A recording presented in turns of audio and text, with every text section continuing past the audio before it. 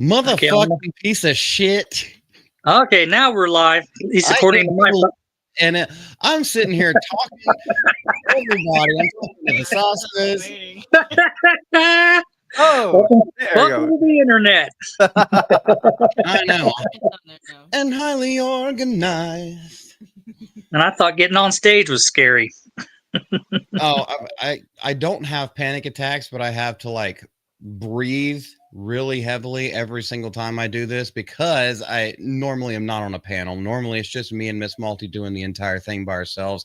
And then when I involve other people, then I'm just like, okay, I want to do them justice. Yeah. So let's go through everything again. We were just talking about horror movies because we were reading the chat. I put this up there. We were reading the chat and talking between ourselves.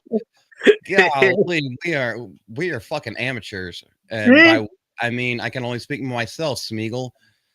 We know exactly what we are doing. This is flawless. Everything has been deliberate. Authenticity is the key to the future. Okay, so anyway, I was just asking how y'all were doing. Our good buddy Lex is back with us yet again. Might become a regular if he wants to. I'm kind of becoming one now, but hello, everybody. Hope everybody's having a good Sunday night. Bro, that was way more emotion this time. See, sometimes what are you talking about? It was like that the first time. You have no proof otherwise. I definitely don't have proof. We were still just backstage. And Jerry, this is hello. This is the first time that we have gotten to meet and actually talk to each other. And so I appreciate you being on, and I hope we have a great stream. You seem like a great ass guy, dude. Well, I will do my damnedest. Do your damnedest to what? To have fun. Oh, hell yeah, man. That's what it's all about. Yeah. Okay. Sorry, go ahead, bud. I was put on earth to do two things: raise hell and drink beer, and I don't have any beer. Well, hold on. If you were over here, you know the Malty in my name because I'm a beer drinker after work, sometimes during on the smoke break. You never know. Okay, allegedly. But we also have another beautiful, beautiful lady who I see backstage. Are you ready, woman? Are you ready? I see you. Miss Deborah! Deborah! Hey! Hi, sweetie. How come I can't see everybody? How come you can't see? We can see you. No, can't see me? Nope. No, I see me. Is your camera inverted? Yes. Hold on. Let me Okay, yeah, everyone in the audience can see you. You're hanging from a ceiling like the hanged man. That's a good view. Listen, you know what just happened? It's okay. As I was turning. Uh-oh. And now you muted yourself. Yes, Deborah, we are experts at this. I love it. I love it. This is what we stick around for. Okay. Hold on. Oh, damn. Oh, my goodness. Check the private chat. Yeah, somebody put it in there. I hope she looks at this. Deborah. Of course, we laugh at this, and then we watch FNT, and they are just as scattered, and they have people who are paid to like make it run efficiently. Oh, they're bad. They're bad. It's one of those things. Do John Cena. Deborah, can you see me? Can you see me? Okay, let's say hey to everybody here. Okay, so I think we've already said hello to Jen and Sylvia Saska. Hi, Jen. World. Shout out to them watching all those horror movies tonight. Kaylee Scope. If you don't know anything about my channel, when we went to San Antonio last year, I got to meet her in real life. She drove all the way from California. Really cool chick. And she has been showing up, and she said, I will keep showing up as long as you keep it entertaining. So I guess our fuck ups are entertaining. So it's good to see you, Kaylee. John Ambler is here. Brother John. You can't laugh with us, at least laugh at us. Well, you should definitely laugh at us at all times. John's an idiot. He always laughs. Damn, Deborah. All right. He knows. Oh, and anyone? Sorry, go ahead, Miss Deb. Can you hear me? I guess. Yes. Okay. Yes, I can hear you. Yeah. Muted, so I don't know. But can I say hello real quick to my beautiful twisted twins? Go ahead, take the floor. Jen and Sylvie, hi. I love you so much. I love you so much. Thank you. Okay, that's all. You know, I didn't. Yeah, you know who I didn't introduce is Miss Malty. If you're new to the channel or anything like that, this is Miss Malty. Hello. Miss Deborah wanted us to. It's come out on Twitter, but if you don't follow Twitter, like it has come out that we are now engaged. So. Y'all want Miss Deborah? You asked me. I was like, "Don't announce it yet. I want to be there." So I don't know if we have announced it live. No, we did. We did last week. Oh, did we? Yeah. Oh, it just slipped out. It's kind of one of those things. It's kind of one of those things you can't hide. Well, no, it's exciting. You know, you're happy. So this is what she looks like. Well, I just took a shower and a bath, so I'm a little wet dog looking. Give it a shake. You always have the greatest hair. Oh no, no! It's so dry. You know how much hair is already in it? None. I'm just kidding. Oh, 0. Jokes abound. You didn't highlight my comment, and I'm already upset about it. Oh well. It was not bad. Did you? Okay, hold on. This is her comment. Nope. If you put hearts in the chat for crypto, we're gonna fight. Keep going up. Yeah, you'll see. Wait, it's not there. Don't do it. Wait. There it is. Okay. Shame. Grab the shotgun, like bullets in the chat for crypto. Crypto was on this side. Okay. I love crypto. No, that was horrible. I have decided for Halloween that I'm gonna buy some. Well, I might just go to Spirit Halloween and get my dog the crypto costume. I'm calling Pet Protection Services. You that can is call animal them. abuse. That is not no good. I'm gonna Right. be Supergirl. I'll let them in the door. So when they come off.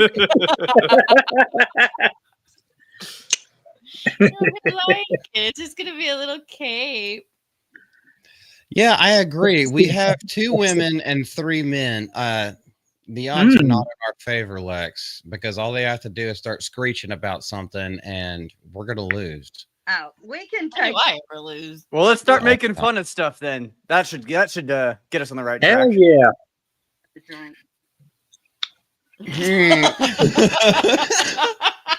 Cheers to you, Miss Deborah. Anybody new to the channel, we don't really structure. Okay, so I have articles pulled up, but they're not really structured. I don't never get to all of them. I don't go through them beforehand, so we kind of like learn things together. And then, especially now that I have a panel, where the way that this is kind of set up is, we just figure the fuck this thing is. And so like my normal video mode, oops, I'm not even sharing my screen yet. Like normal video mode, I try to do everything in one take. This is not that way whatsoever. So do any of y'all watch Peacemaker? I do not expect you to at all, but I'm sure you've heard about it. Not yet. The Racist Secret. And if you follow Dermy Wormy or any of those kind of people, you probably saw the Nazi swastika on an American flag. Yeah, I saw that. I saw that. And I made jokes about it. I was like, is this a new pride flag? But That was that was from Peacemaker, and James Gunn himself has come out because he kind of has to do damage control with all this. Also, Percival is killing me because this is what it says, and he's just holding this little thing. I'll say it without the R. You're welcome, nigga. Oh my. That's something You're that the one that wrote it. that was a love note that I wrote to Miss Malty when we first started dating. But anywho, yeah, that's the type of relationship we have. James Gunn is breaking down the race secret of Peacemaker, which wasn't that much of a secret. You know why? Because when Peacemaker returned for its second season, he promised one thing: the final 3 episodes were crazy. When you mean brain-addled, now the mastermind behind the new DCU has started paying off his claim with 6 entitled Ignorance is Chris. I wish they would say Ignorance is Chris Stuckman because he's a horrible movie reviewer, which revealed what many guessed about Christopher Smith's Perfect Earth X. The Perfect Earth X is full of raging Nazis. Now, from everything that I've seen in this, they weren't really raging. They were happy. They just didn't know what a black person looked like because of eugenics. Y'all feel free to interject at any time. The clip that I saw, I have to admit, I definitely laughed when the guy got out, when the truck stops and the guy gets out. I was just like, okay, that is just hilarious. I thought this was a movie. We saw it. We saw the preview in the theater. Yeah, but it's a TV series on HBO. Oh, so they're doing that now in movie theaters? The DCU now is like all over the place. Like, so we saw Superman, and then this had the bisexual orgy that we talked about like a week or two ago. And then now they have Nazis in there. Wow. You know, it kind of one more, we're gonna hit the trifecta. It kind of seems like a peek inside, like a fly on the wall of any kind of Hollywood get together. Well, you know, okay, first of all, is there anyone still genuinely interested in the DCU or the MCU or any of these big like comic book company mainstream shows these days? I honestly, not really. I'm interested in crypto. Yeah, that doesn't count. Okay. We're about to revoke her free speech. But I mean, like, they're trying but and they're seriously, spending all this okay. money on these shows, and who's still watching these things?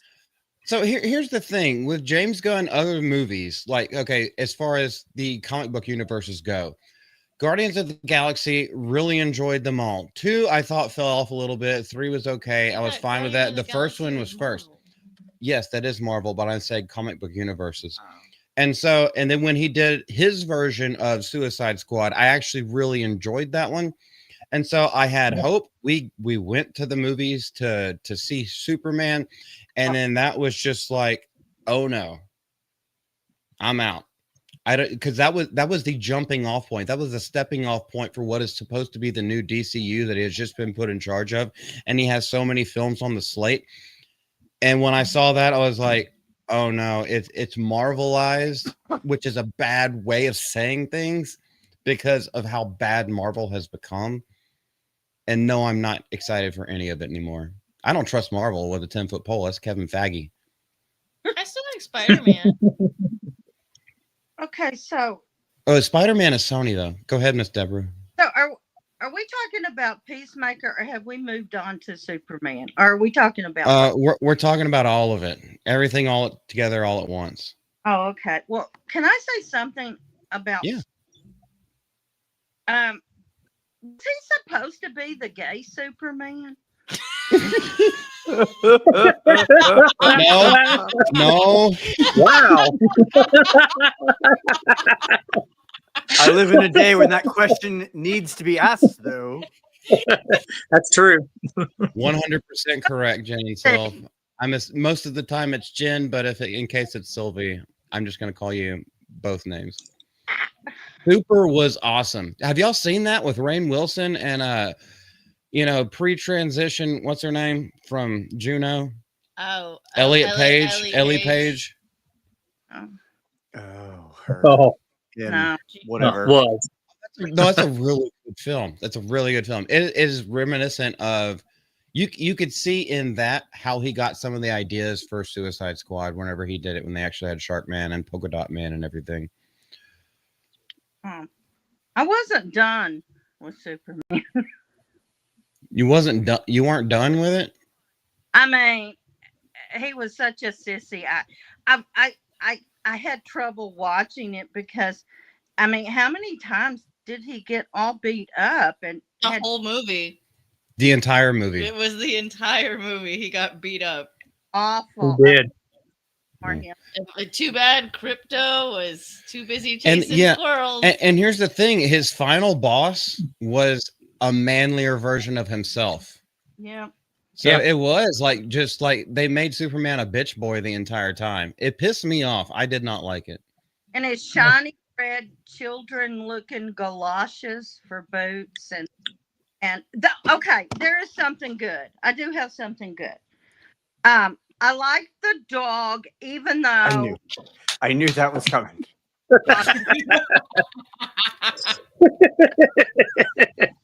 Okay. I love Bradley Cooper. The short time he was there. Was Bradley Cooper in that? Yeah. Superman's father. Oh, wait, no. Yeah. No, he wasn't Pa Kent, was he? He was the hologram one. Oh, okay, Jor-El. Yeah, Jor-El. Jor-El. Yeah, that's right. Okay. I'm sorry, I've forgotten most of that movie. Now go and multiply. I'm trying.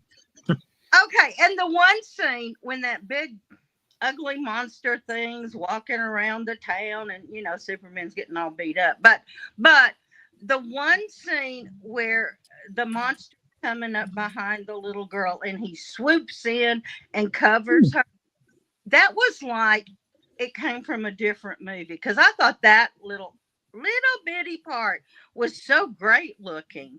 But that was only 2 seconds of a 2 hour. Yeah, and that was in the trailer. And so most of the time for the trailers, they they put a little extra special finishing touches on that. If you actually see the movie, you see that it's not as polished as some of the parts of the trailer. And then when you see some of the trailer that actually happens in the movie, when you see it with context, you're just like, to me, at least with my inquisitive brain, I pointed out and was like, that wouldn't make sense for him to do that, to save this one woman who somehow stalled a car when there's 3 buildings toppling like dominoes. How many people are in those buildings? Yeah. And why wouldn't you be trying to save those people? Like, knock the car out of the way, just like scoot it to the side, out of the way that buildings are falling, and then go in there and try to save as many people as possible. There was nobody in those buildings. Sure. This is not 9/11. Yeah, that's how it works. Okay, so it's downtown Detroit. I thought it was Metropolis. Oh, west side of Cleveland. Take him to Detroit. No, not Detroit. No. It's a fictional city. Panda. Ah, Panda. Good to see ya.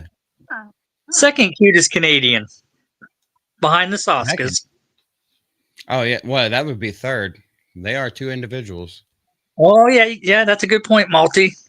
Sorry, I'm Panda. I'm not going to say anything else after that. I will only state facts, not subjective. Anywho, Jerry, do you have anything to say? We will go further into the article if you want, but if you have anything more to say about Superman, since we went off on this tangent. Well, I only seen Superman once. It was all right. The part that upset me the most was when Jor-El told Superman he was supposed to take over the planet and repopulate it. And I'm like, why the hell would you do that? Superman's always been the all-American hero. Mm-hmm. Well, a lot of people did say that it could have been, if they had a better writer, it could have been a ploy of Lex Luthor's, but then James Gunn comes out and says, like, oh, no, that's what the actual message is. And so And see, I'm on the Badger Cabal, and you had to hear Gooch and the Angry Badger bitch about James Gunn, especially if you get Gooch going. Wow. Really, because normally whenever I stream with Badger is he goes in hard, hot, and heavy. Oh yeah, he had such high hopes for the movie, and I mean he'll watch it, but he was disappointed like me. But Gooch, if he could get himself into a room with James Gunn, James Gunn's going out in the bag. I'll just come out and say it. Yeah, go ahead. James Gunn with a passion. I haven't seen Gooch in a while. I didn't used to. Okay, so his old stuff I really, really liked. It's just more recently. I don't know if it's the Hollywood syndrome, or whatever we want to call it, but and in a constant PR spins, it's like, yeah, but you're not producing anything of quality. So why the fuck will we listen to you anymore? Why do we care? And what you're putting on the screen is shoddy at best. He's trying to multitask because he made me a mod on a couple of his shows. Oh, I'm not talking about Gooch. Which I enjoy. Oh, well. Oh, God. Yeah. No, Gooch is awesome. I'm not talking this way. I got my wires crossed. See, I'm old. Go ahead, brother. But yeah, Gunn. I mean, he did excellent in Guardians of the Galaxy. But after that,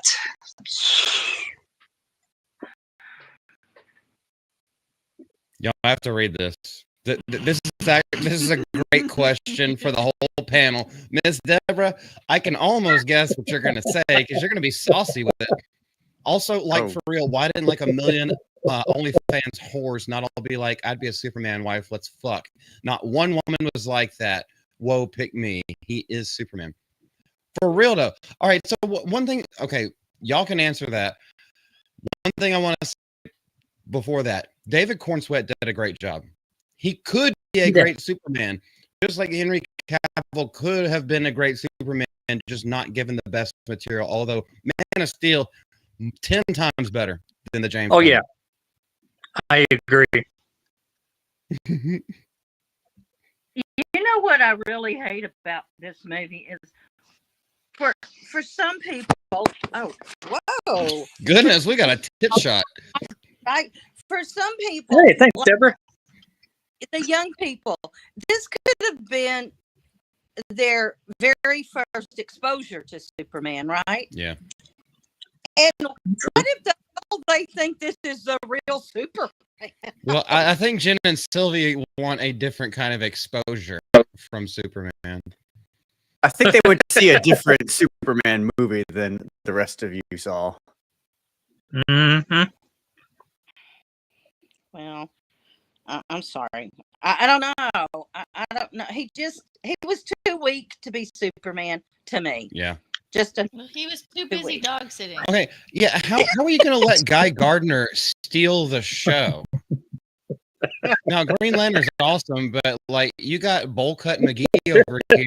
He's the best part of the entire movie. What? Well, at least the movie made it clear that Superman's A and all that, right? Oh no. Truth and Crying and Sunshine hurts him. I thought Sunshine helped him. It's supposed to. In lore. Supposed to. Oh, Oscar, no. Okay, one question. I'm gonna highlight it. I don't care. Okay, wait. Read that. What is she saying? Oh, I wish Absalom still made. We need it now more than ever.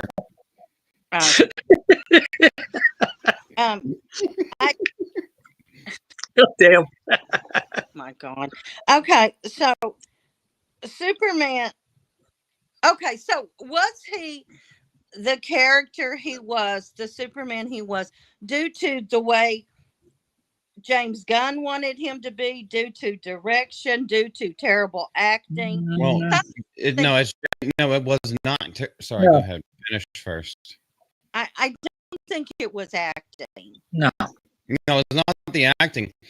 There was also behind the scenes things of David Cornsweet, who is a huge nerd, saying Superman wouldn't say this, he wouldn't act this way, and they get into huge arguments about it, where James Gunn is just like, No, I want it delivered this way. I want you to say these different things. David Cornsweet puts in the performance, but he doesn't believe it.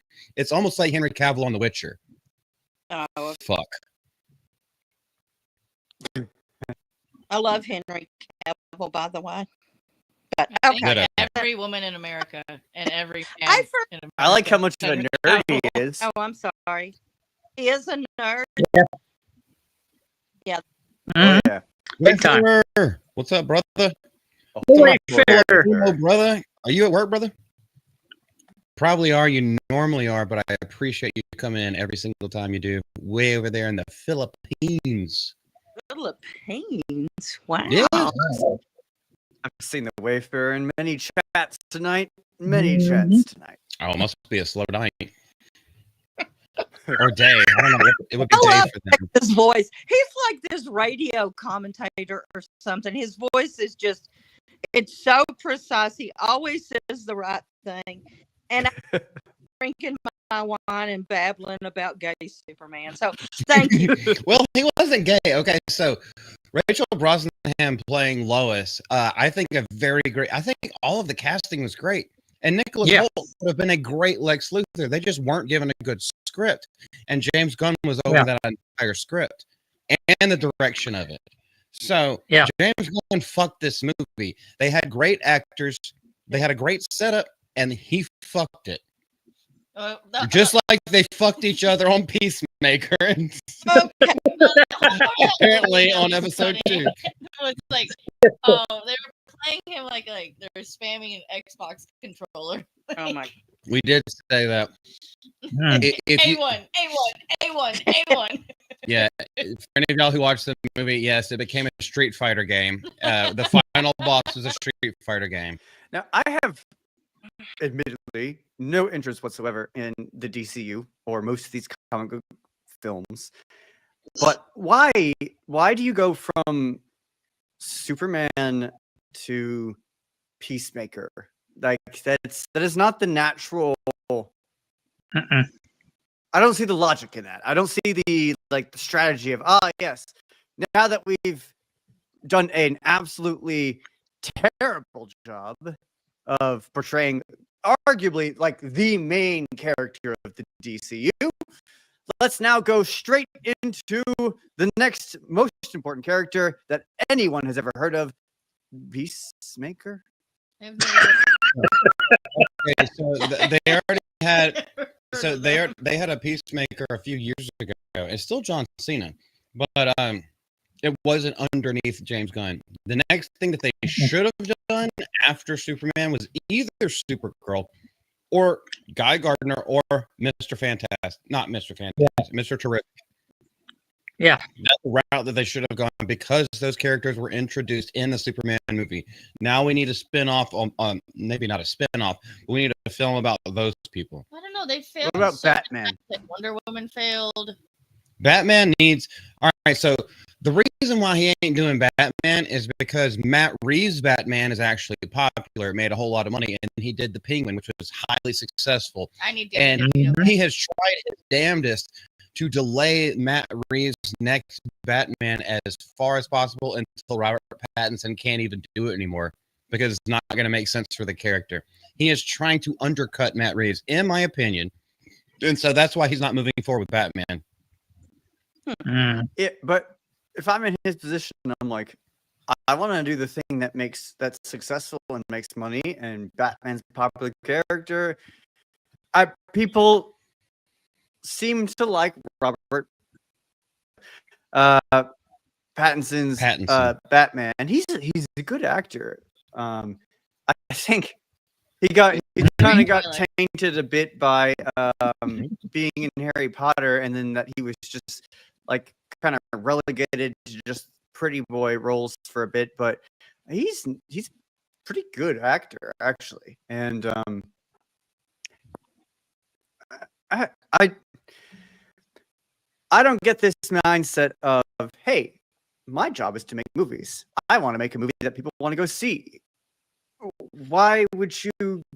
And now I'm in charge of a IP for a time. now that I've done a mediocre Superman, why do I go to a relatively unknown superhero? Why would I not be going to another well-known one? Screw whoever else came before. By all means, take Robert Pattinson. You can win. It's a win-win. Yeah. I see this as an absolute win. Why would you not do that?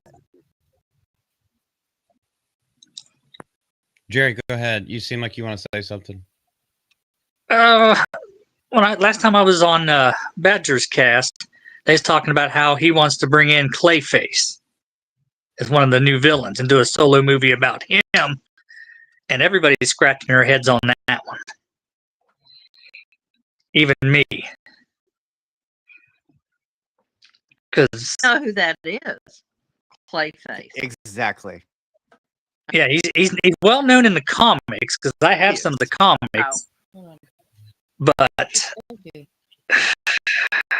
and he does get on. Just shoot me now. Just shoot me.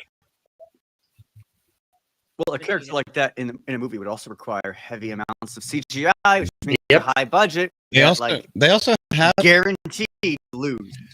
They also have released information that they're basically trying to make it a horror movie. I was like, okay, so you have bisexual porn, or soft porn. You have that plus Nazi propaganda in one of your TV shows. The other one is supposedly family friendly with a couple of cuss words, but it's mostly just to get the girls because of the dog.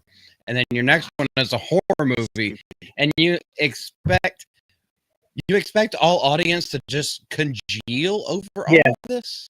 It doesn't make sense. And this is going to save the DCU. Yeah. Why? Oh wait. No. No. Nazi porn horror movie with a dog. Is that? I mean, you basically just like described several subreddits right there. So I'm gonna start OnlyFans. Is that what Pokemon's doing now that she's irrelevant? I don't know. But yeah, shall we talk about the swastikas in Peacemaker? All right. One more thing to answer your original question. Whenever you started this thread, did you figure it out? She's a huge Dragon Ball Z fan. There is someone in that show whose final form is called Ultra Ego and Vegeta. And Ultra Ego is why James Gunn doesn't want Matt Reeves to succeed. It's all about his ego, in my opinion. Well, then they'll all go down together. Hey, buddy. I know. He might make an appearance.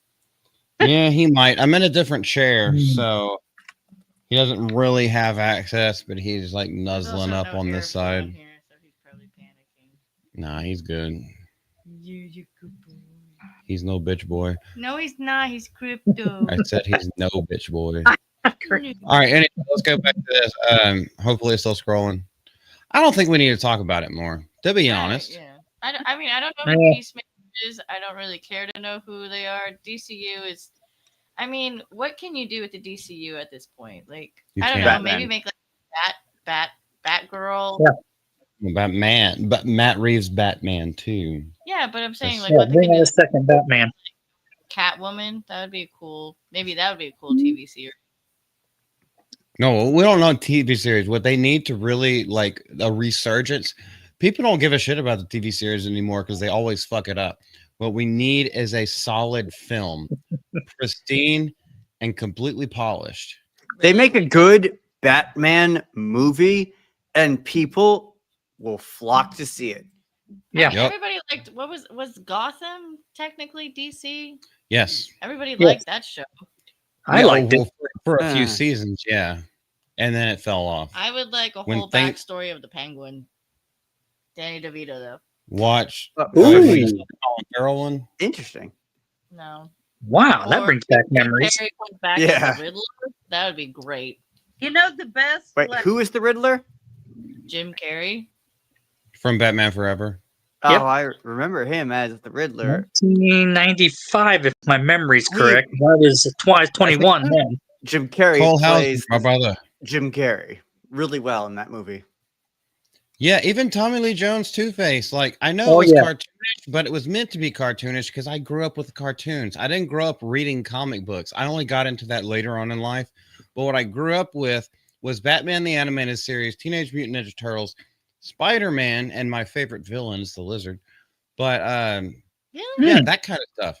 That was my favorite villain. And X-Men. We all can sing the song in our heads right now in unison. And Cyclops wasn't a bitch. Gambit is not an X-Men. Cyclops was the leader. Hey, like, he was one of the coolest ones. Yeah. And then you leave my Louisiana boy alone. See, Mike Nieder's always been my favorite. On Gambit, Lex. See, you leave my Cajun boy alone. For real, girl. He's not an X-Men. All right, let's have this argument, Jerry. I know you're a nerd like us. My goodness. She thinks that Gambit is not a true X-Man. Just listen to my argument, okay? All he does is throw cards. Negative. All right? You're not an X-Men. You don't have superpowers. All you are is a weird magician. What do you mean you don't have superpowers? I can throw a playing card. He has the power of kinetic energy. He also makes those cards explode. He also always playing cards. All right, he could throw a beer can at you and it would explode. Anything he can get his hands on. Oh, but he only picks cards. That's really no. I've seen him use fountain pens, beer cans. Let's see, which movie was it? He used that staff. Was that Wolverine Origins? Yes, that was Origins. Jen is correct. But he only kinetically charges playing cards. That doesn't make any sense. Okay, so that's his calling card. So it's like when you want like the cover of a comic book, are you gonna pick up like one time that he flipped somebody off, or when his main power is his fist? Are you gonna have him punching the fuck out of somebody? Like, think about it that way. He's just a weird magician. Like, that's all he is. Oh, no, he's much more than that. Oh, he didn't show it. Well, he does show it. Like, what the fuck are you talking about, guess girl? what we're gonna do tonight? We are gonna watch Gambit. Will there be like a whole YouTube series of Gambit? Just Gambit. Here we go. 2 hours of Gambit. Oh, not throwing cards. I guarantee you we can find it. All he's gonna do is start.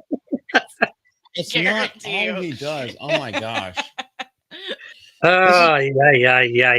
Remember earlier when we talked about revoking her speaking privileges?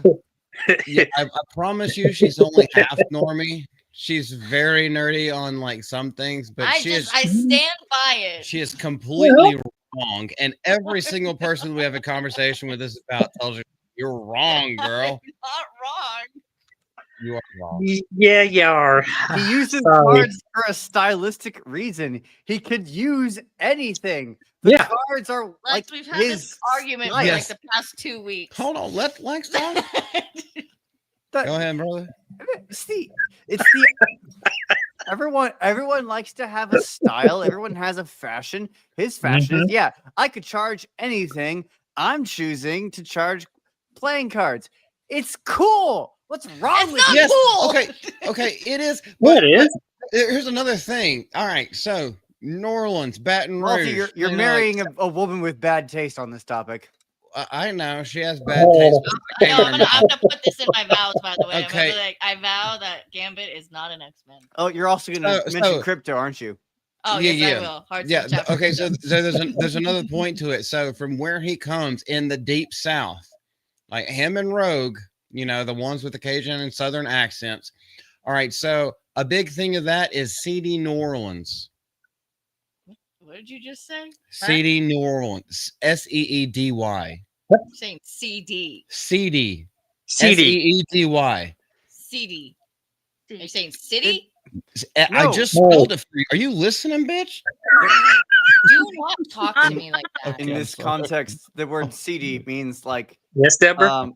Lower class, kind of shady, kind of sketchy. That's what the word means in this context. Seedy. It's a way of describing something as being kind of well, no, I like it. Sketch. Under the table, sketchy. Underground and sketchy. Like underground gambling and all that kind of stuff. I lived in New Orleans for 2 years. That's why he uses the cards. It's because that's representative so there's no other of that kind of behavior. Him that he can use. Does he just have a deck of cards on him 24/7? There are two different ways of. There are two different ways of doing what this. if you just reverse Unos on somebody? Not only is that his calling card, but it also represents his character, where he comes from. Draw 4, bitch. Someone have this woman hazed. I don't know. Anytime someone attacks him, all he has to do is buy a bunch of Uno cards, stack up all the reverses, and then anytime anybody tries to attack him, he just throws a reverse card, and then it kills that nigga. Or what if he gets Monopoly cards? The chance card. Does any card work? Yes, any card works. My head explodes or your head explodes. Damn. It could be any card. She's gonna give me an aneurysm. Can we move on before I have a stroke? Okay, hold on. We have a new person in chat. Lady Cat Myers. Sorry. Lady Cat. Hey, Lady Cat. That's a friend of mine. It's a friend of mine. I have never met her before, I don't know her. Hello to you. I appreciate you being here. Yeah. Feel free to say all of your salutations. Who's the best X-Men that you could possibly pick? I think mine is Jean Grey. I think she's the best. Jean Grey. My personal favorite is Magneto. Magneto? Yeah, if I had his powers. He has a really good backstory. He's got a great backstory. Bowser, I knew nothing about Transformers or G.I. Joe. I know more about Beast Wars than I do Transformers. Oh, I could talk Transformers because I grew up watching it. Well, maybe y'all should hook up in a stream or something like that. Cole Howler is very easy to get a hold of. He's a good guy. He is. Yep. Yeah. Okay, wait, before we move on. Look, Malty and Amanda, look. I got my nails done. They're not as Ooh. I need to get mine done. They're not as Malty obviously does his own nails. well. No, actually, probably not. Oh gosh, it's worse. Thank you. She's painted them the past 2 times. I normally do my own nails. So good. Yeah, because they've only been on there for 1 day. So when you want to go on a date, Deborah? I'm sorry, what? When you want to go on a date, Deborah? With who? Me. Okay, next. What's the next subject? Oh, yes. Oh, I love it. That's good. That's all right. That's all right. Better. Jerry knows better. Yeah, I always joke with Deborah. Hey, John doesn't do his own nails. Is it? Okay. Cole Hauser, I'm talking about the Beast Wars that I grew up with. Like, it is old as fuck. It probably sucks, but I remember liking it when I was very young. Like, mid-90s. Mm. Oh. And John Amber, you didn't do your nails? Like, you lazy little prick.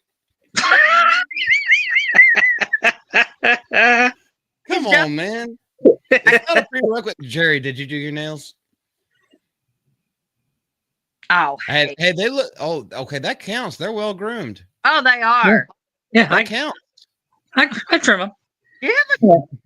The hair, I'm gonna let it grow out till it goes over my shoulders. But Okay. Okay. Do you really want that though?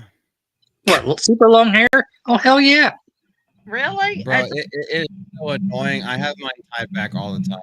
You see, you should have seen me in 1990. It was clear down to my stomach in the front and just above my ass in the back. Oh, here we go. Oh my! I goodness. didn't exist in 1990. I was 16. I love it when multi-strip. Okay. Oh, no. This is for Miss Deborah. Hold on. I don't know why I'm looking for hair tie when I'm about to do like the Garnier Fructus thing. You haven't washed your hair in like a freaking week. Yeah, because the oils are good. See? I've been feeling fine, baby. I bet Alex has the longest hair. All right, so anyway. Probably hair down to his waist, a beard, and just, rocking and rolling it out. I know what he pretends to be, but I think he is an old time rock and roller. I just believe that, and I'm gonna believe that. The reason I don't cut my hair is I don't know what to do with it. Because I have to wear a hat at work all day anyway. So I'm just like, yeah, fuck it. I'm not spending money on a barbershop. Hair? I don't know. Hell no. I want the emo cut. I want bangs again. I want to look like that, but I'm always wearing a hat, so it doesn't matter. No one's ever going to see it. Well, someone's going to see it next year. You're not wearing a hat during a wedding. See, that's what you think. No, that's the second one. I'll take the hat off when we pray, but no. Wow. I expect an invitation to that wedding. We got some planning to do. Yep. Well, the first one, I've set a date, but I don't know if it's set in stone. But then there's a second one that would the first one's between me, him, and God. That's it. Well, okay, so that one, we talked to our pastor at the church that we go to, and so we need to get in touch with him. Yeah, we have to go. But that one's just going to be either him, us two, my parents, or him, us two, my parents, and a justice of peace. I don't know how you have to do it, but we have to go through basically marriage counseling and yeah, well, they are recommending figure it out, because that one is not going to be any pomp and circumstance. Now the second one is the one that I started joking about. Yeah, I'm going to come down the aisle on a tricycle wearing a jigsaw mask, and she's going to open the door with her like big ass dress and be like, "Surprise, motherfucker!" And whatever else she wants to do. Like, that's going to be a goofy, just having fun. Maybe I'll put on my skeleton mask. You could. An echo will be there. Here. Well, times changed. Times have changed. We want the first one to be very somber. Very serious. Yeah. We're only doing this one time, so under God. Well, I mean, both of them will. Well, do you want the second one to be in a church? Probably not. They'll probably not with you opening the door and say, "Surprise, motherfucker." Not with you writing down. But we can get a nice little thing. But anyway, that's at least it's about a year out. Oh. Tentatively, it could happen sooner. I don't know. Like, we just have to figure things out first. Really? I don't think she should come in like that in a church. That's kind of yeah. I don't want to as well. But yeah, okay. We just have to. I don't know. Our pastor said that he could go anywhere. We just have to call him. I mean, I don't know if that's the one you want to do. I don't know. I have his phone number, so like, yeah, I can call him at any it's time. highly recommended. And I also suggested first was that we go to premarital counseling. That way, we both realize what is aligned. It's not aligned. Obviously, he's not going to understand that Gambit's not an X-Men, and Crypto. Oh, he wants to fight. Yeah, we're just gonna have to figure that one out. We have to have our first dance to Beauty and the Beast. Our first dance is also Crypto. What? Lex, we finna fight. Whoa, Lex! Pull up, nigga. Pull up. Nothing wrong with Beauty and the Beast. Gladly. I'm walking down the aisle to Across the Stars. I believe you. I don't know that. Why do I? What is it? Is that some Frozen or some stupid shit? That's. I love that question. Oh, look at her face! Oh, look at her face! Yes. Okay. So the Star Wars score for when they get married. I thought that's what we were walking out to. You walk down to your own thing. I have my own thing. I'm walking out to metal. That's what I'm doing. There's gonna be going on? it's probably gonna be Ocean's 8 Alaska, something with We're gonna be in a extremely church, technical we're gonna be double in a church, bass we're and gonna like be in It's a church. classic part of every wedding when the country. groom walks down the aisle. Your parents wouldn't expect anything different, would they? no, whenever we told my parents, they were just like, Your mom already had the church picked out. yeah, she did. It's a place in the Ozarks. It was Oh, this is happen. Is MegaCon romantic or just a horny spot? I actually don't know because I can't. I would not. haven't- I would not Yeah. ask Jen to Look, clarify that. I'll tell you right now. Well, I'll ask Jen anything that I want, and she can answer if she wants, because I'll Same listen here. to anything. I'm Go ahead, Miss afraid Deborah. that she will. Yeah, say whatever you want. Miss Deborah, say whatever you want. Go ahead. Know what to say at this point, except I love you two. I love you two together. I know you're going to work out all these little details, and it's going to be your special day. Mhm. So whatever you want to, I just wouldn't say motherfuckers in a church. That's all. Oh no, we're not doing that. Okay. We're not doing that. Yeah. That's the second one where we actually invite all of our friends, and my family is fucking huge. So when they get invited, and like whoever you, and then all the friends we've made here online, like whoever wants to show up, it's just going to be a party the whole time. The first one is just to consecrate the marriage. Good. But then it's game over. Yeah. Y'all know me. It's called mouth Yeah. of Malty for some reason. 'Cause I got a fucking mouth on me. We've noticed. Oh, well. Just shake. Hey, did you just get here, nigga? What's up, brother? I'm saying.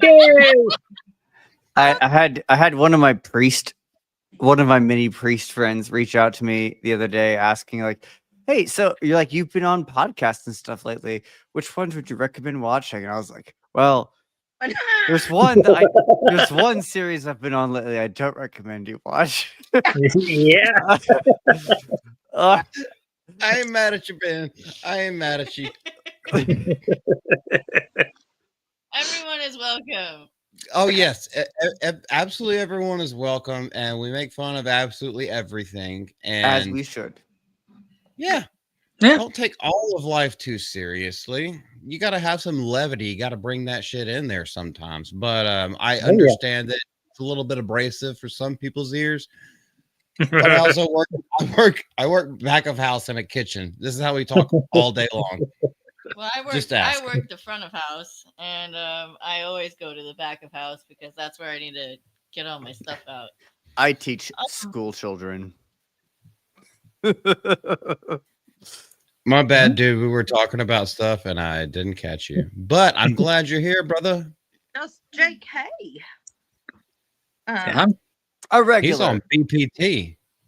No, he's a mod. You mean Black People Time? Yes, that's what that means. Oh, so we're back to the punish. No, not the Punisher. The Peacemaker. A black. Come on, you all saw that clip, and you all thought the same thing, which was just this is ridiculous. This is tough. That was the thing. It's like that I know we're backtracking a bit, but that clip of like, ooh, the big reveal, it's the American flag with a swastika on it. I'm like, yeah, my guy. Man in High Castle has existed for a while, and it did this story way better. What on earth are you doing? Yeah. Okay. Cool. I'm going to be quiet in a minute, but I'm not looking at the chat right now. Is there still a chat? Yes, the chat has not stopped moving the whole time. Oh, good. We don't have many people, but they are very active because there's just a good time in here, I think. Yeah, and I appreciate every single person that comes through. Miss Deborah, can you not see it? Or like on your StreamYard, you can see the chat even as a guest. I could. I just didn't have it up. I can't. Yeah. But you can't, Lex? No, I totally can. I have comments pulled up on both StreamYards, and I also have 3 screens in front of me. One of the screens is the stream. Jerry, you should be able to see it just through the top right thing that just says comments. All I see is whoever gets highlighted. That's all I see. Because I see you, I see Lex's sign, and I see Deborah, and I see myself in the corner. That's it. Is that because you're not a mod? You stay in the corner. I don't think so. Yes, bring it. I will go rock on you. I love it. I love it. Or I can go Undertaker if I must. I'll bring the casket. It'll be legendary. Your soul will be mine. Rest in peace. Okay. That's why we're not going on a date, Gary. Oh, am I too intense for you, Deborah? Oh, that was pretty scary right there. I'm just saying. I don't know, but anyway, if any of my friends are in the chat, thank you so much. Malty is amazing. I love. He's like my son that I had. You kicked out at 16. You emancipated. I would have kicked him out earlier, so good on you, Deborah, for keeping him that long. I'm just saying.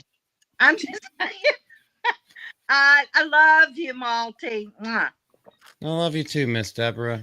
You're a fucking amazing. I am so glad that we got to meet up in Dallas. Oh my God. I didn't even know you were coming, but like that was just a welcome surprise. And look at the friendship that that blossomed from it. Us now. Yeah.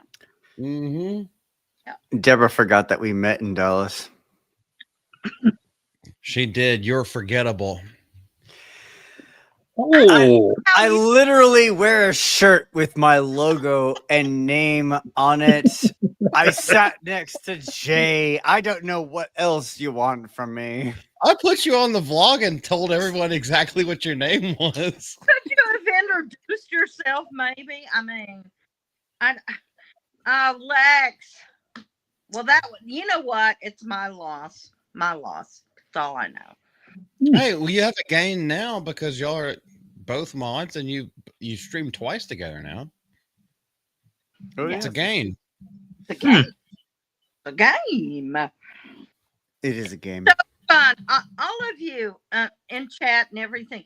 If you ever get a chance to go to a con or to a meetup, oh my God, you should go because it is so amazing to meet people in person that you've talked to for a year or so. It is just so much fun. Oh, whoa, I just did that. Hold on. It's such a no, I'm sorry.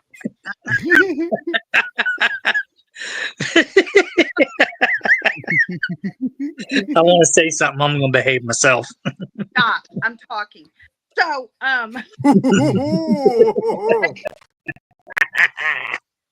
Oscar, that break your. And Malty's right behind. He is a hugger, and it's just so great to meet all of you. And Jay and I are like this now. I'm just saying. Okay. Done. Side by side? Well, you say you and Jay or you and Jen?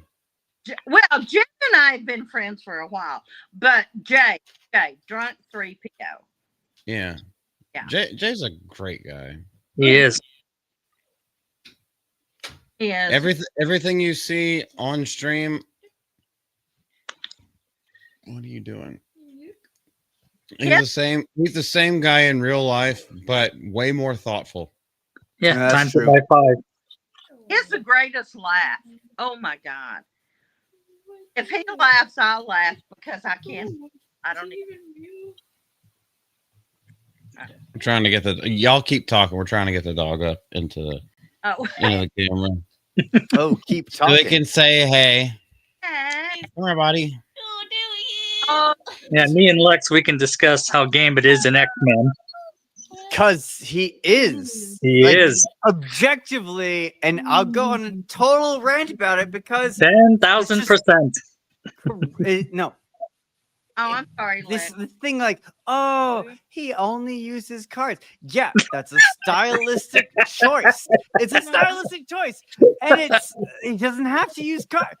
I'm gonna lose it. I'm gonna have a stroke. Count to 10, Lex. It's all good. It's all good. We know we're right. Okay, but why does everybody have a really cool superpower? And he has these cards he throws around. Those are really cool. I don't care. Everybody He can throw anything. Yes. cards. Cue balls, cue sticks, ballpoint pens, beer cans. Oh, we're back to Gambit. Oh, hell yeah. Don't get me back on Gambit.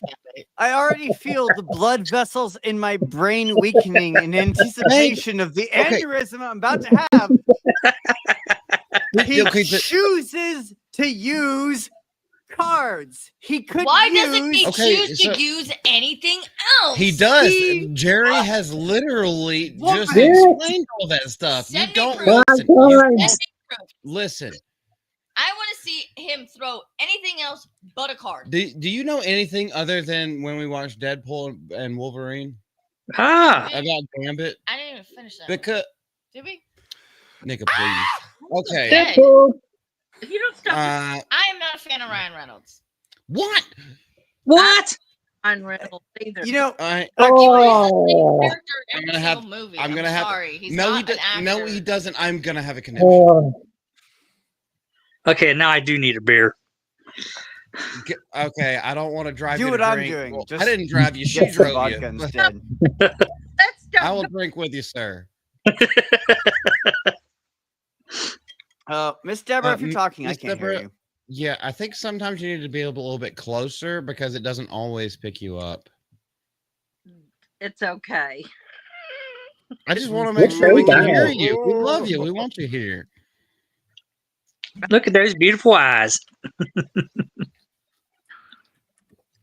Jerry's still hitting on you, Deborah. What were you saying, Miss Deborah? Very What did I do with my wine? okay. John Ambler. Could you imagine if a game with a throw Oh, damn, Ambler. WNBA games? Dude, that wins the internet for the night. Poor Maltese. His stream's probably going to be canceled after tonight. I don't give a crap. Is free speech or no speech at all? I choose free speech. Okay. We have fun. We don't advocate for anything that would harm anybody else, and that's what the First Amendment is. That's true. All fun and games. Hell yeah. That's it. Nothing is too serious. I know you guys think I'm a little retarded. It's But I'm actually not retarded. Misguided, not retarded. she hella retarded. It's Yeah, well, but it's we're okay. all here to be canceled. So anyway, Diabetes still tries. Death by dildo. hasn't gotten you yet, Jerry. Hasn't gotten you yet. 11 years I've been fighting it. And he teaches children, by the way. I do. Yeah, Lex. Yeah. Yeah. Because we're all people that need senses of humor. We need levity in these times that we're living in, and we need to stop being policed by batshit crazy people. Enjoy yourself. Enjoy other people's company. Wait, this gay? I just give him a Stone Cold Salute or an RKO, whichever comes first. Kind of like bed or... Okay. Okay. I like these ones. Testing. Can you hear me? Testing. Hey, Deborah. Oh, ma'am, we can can. I hear you, definitely Deborah. hear you. Oh my! I'm so sorry, chat. I'm so sorry. Okay. Why are you sorry, Deborah? Well, because I'm being silly, and this is There's nothing wrong with that. Yeah, As we're being opposed to serious chat, the which is entire being time. We've been entirely serious this somber. entire time. We've gone through one article. I know. Well, maybe that is a good point. Maybe I would actually like to talk about the J.K. Rowling Emma Watson thing. I would like to talk about that. Do you want to talk about that right now, or would you rather make fun of Disney being sued again? Disney getting sued always coin first. flip. Coin flip. Which one do you want to talk about? I'm gonna take Emma Watson. Okay, I'm asking Lex.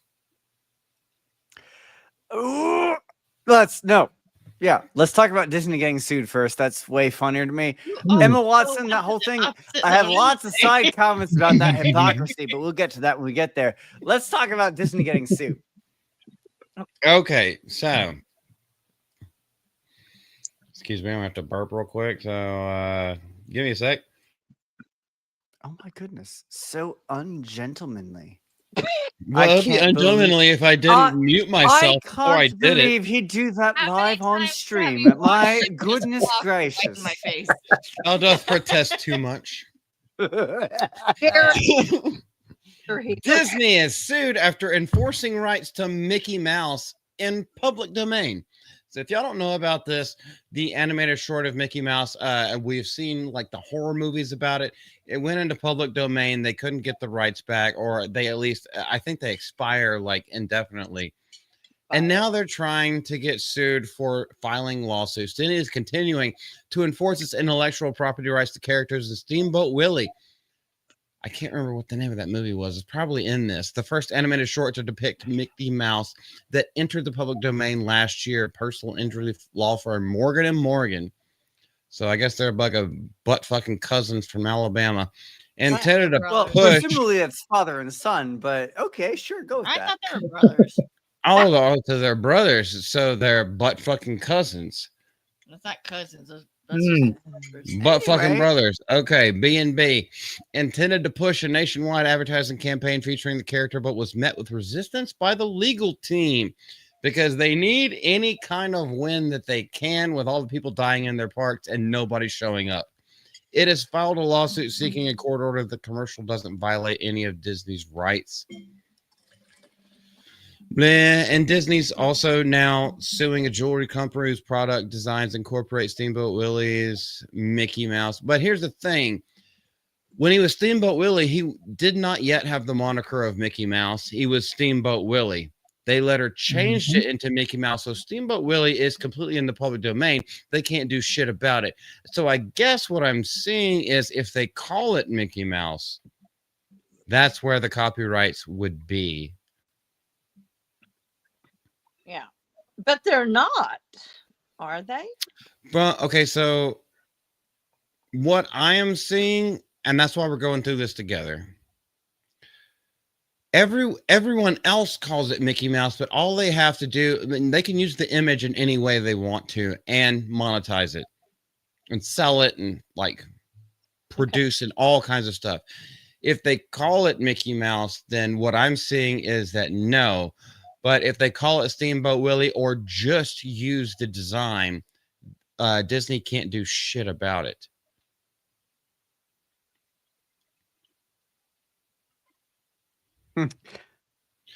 See, that's what everything I'm saying. History because of aggressive it enforcement of intellectual property rights. Now that's true. They have been ruthless. Nobody has sent out as many of those like cease and desists and all those types of things as Disney. They have been ruthless, famously ruthless. Yeah. Okay. So, to my presupposition and what I just said, let's read this. Let's fuck me in the ass. Don't actually. No, thanks. They're not. Yeah, I'll dick to do that. I don't like you that much. Yeah, I know. I don't have that. You're not pegging me. Okay, so Yeah. They're not married yet. Hang on. come on, man. In that complaint. Okay, so bring it back a little bit more serious. In that complaint, I'm sorry. no, you're good. This is one of the things that I was like thinking of earlier. In that complaint, Disney argues that the expiration of its copyright to Steamboat Willie doesn't allow competitors to infringe on its trademarks, which protect brands. Notably, the Entertainment Giant maintains a substantial business through which it licenses Mickey Mouse for use in merchandise, which includes jewelry. Steamboat Willie and Mickey Mouse, although they are intended to be the same person, had their own trademarks separately. Mickey Mouse has not given up its copyright. Steamboat Willie is now public domain. This article by a liberal trade has just pointed it out for us. It's whether or not you're paying attention to the wording. Illustrious Hollywood reporter, a bastion of unbiased reporting. Yeah. Oh, they're unbiased, but they're basically throwing their own foot in their mouth. It's just, do you pick up on the context? Do you pick up on the turn of phrase? I do. I pay attention to this absolutely. shit. Well, Ryan is an influence on you. Okay, 100%. You're talking about Kennel. He actually is. I've been a fan. Like he's my spirit animal. Now I don't model my shows or my videos after him. I used to do them a completely different way when I was with the GCA, and then I actually had a random commenter say, "You had a great video. You need to talk faster. Like you talk a little bit too slowly." And so I was like, okay, I'm going to make it my goal that I can say everything not only quicker, like not like speed talking, but I need to say it in one take, as few cuts as possible, and like just get better at the craft. And I've been doing it for well over a year and a half now, so I'm a little bit better at it, but I got a lot of shit to say, and y'all don't want to sit here for 15 minutes while I golf on one tirade after another. I know Ryan kind of does the same thing, but I've also met him in real life. Dude's a fucking great ass guy. But I do agree that I could see people trying to draw that parallel between us. Well, that's the style of doing a channel, honestly. Of do these long live streams, have moments of reading articles. In the moments of reading the articles, like go into a mode. I'm reading the article, I'm responding to the article. That's the way it is. Video mode, and then it's like, all right, let's chill out again. Let's talk. Now let's talk to the chat again. I don't know. I was hoping y'all would put in a little bit more. I know I guess I did go a little bit video mode there, but I mean, did you just compare yourself to Ryan? Hell no. Miss Deborah, hell no. What I said is that I love him, and I have found by random commenters that I don't even recognize from the 199 chats or anything like that, gave me advice. There was like, you have good content, you speak too slowly. So I was like, okay, maybe I should try to like get the information out a little bit quicker, be a little bit more fast thinking on my feet, and then ends up sounding a lot like Ryan because we both have foul mouths. But I'm going to have a foul mouth with or without knowing him. But I do know him, and he's one of my favorite YouTubers. I would call him an inspiration, but I don't go out of my way to like make my channel the way that he does in any way that he does things. Wow. Okay. I've never met him in person. I'm going to say that. But he's my least favorite, probably. Just well, if that's the worst thing that you've heard me say, you haven't been around long. I'll say some wild shit. See, Gary Buechler's my hero. Yeah. I've watched him, 4 years now? Him and Az. Well, I'm not else okay. Yes, I am. Go ahead. Yes, Deborah. Wait, hold on. My computer and everything's going nuts. Hold on. Hold on. Okay. Yes, Deborah. I love. Y'all hear this? Yes, ma'am. Yeah. We can hear you. We can hear you. Okay, wait. Okay. Oh my God. Two of my screens just opened up and started echoing me. I have to meet him in person to really, I guess, like them or whatever. But he and another one of Jerry's favorites are like my least favorite. But it's only because we're from a different place, you know. I'm not saying I'm right, they're wrong. I'm just saying our ideas and our thoughts don't mesh up well. Different points of view. I don't mean it bad. I just mean we'll say it's me. I don't care. We can say it's me. But I don't know. I tend to go towards the Jays, the Jeremy, the the you know, those type of personalities. The mom are more my type. Okay, But so are you respectful. It's just that's all. So. are you meaning between Gary and Ryan?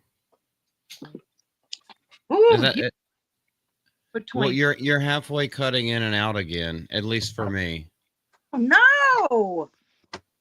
What about Who are you talking about? Jerry's favorites. I know Jerry's favorite is Gary. Yeah. And as. Oh, and as okay. Oh yeah. I met him in person in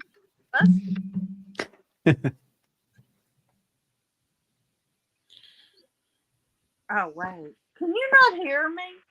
Half the time we can't. That's why I try to keep asking clarifying questions. Okay, I'm gonna log out and come back. Okay, I'll look for you. Yep. We'll wait for you, Deborah. Okay, bye. Bye.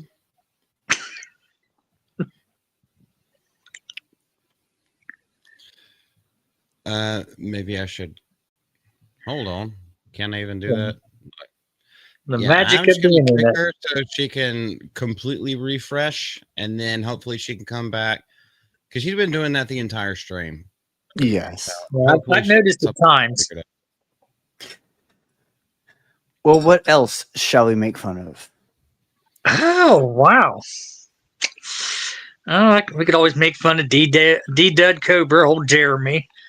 That's true.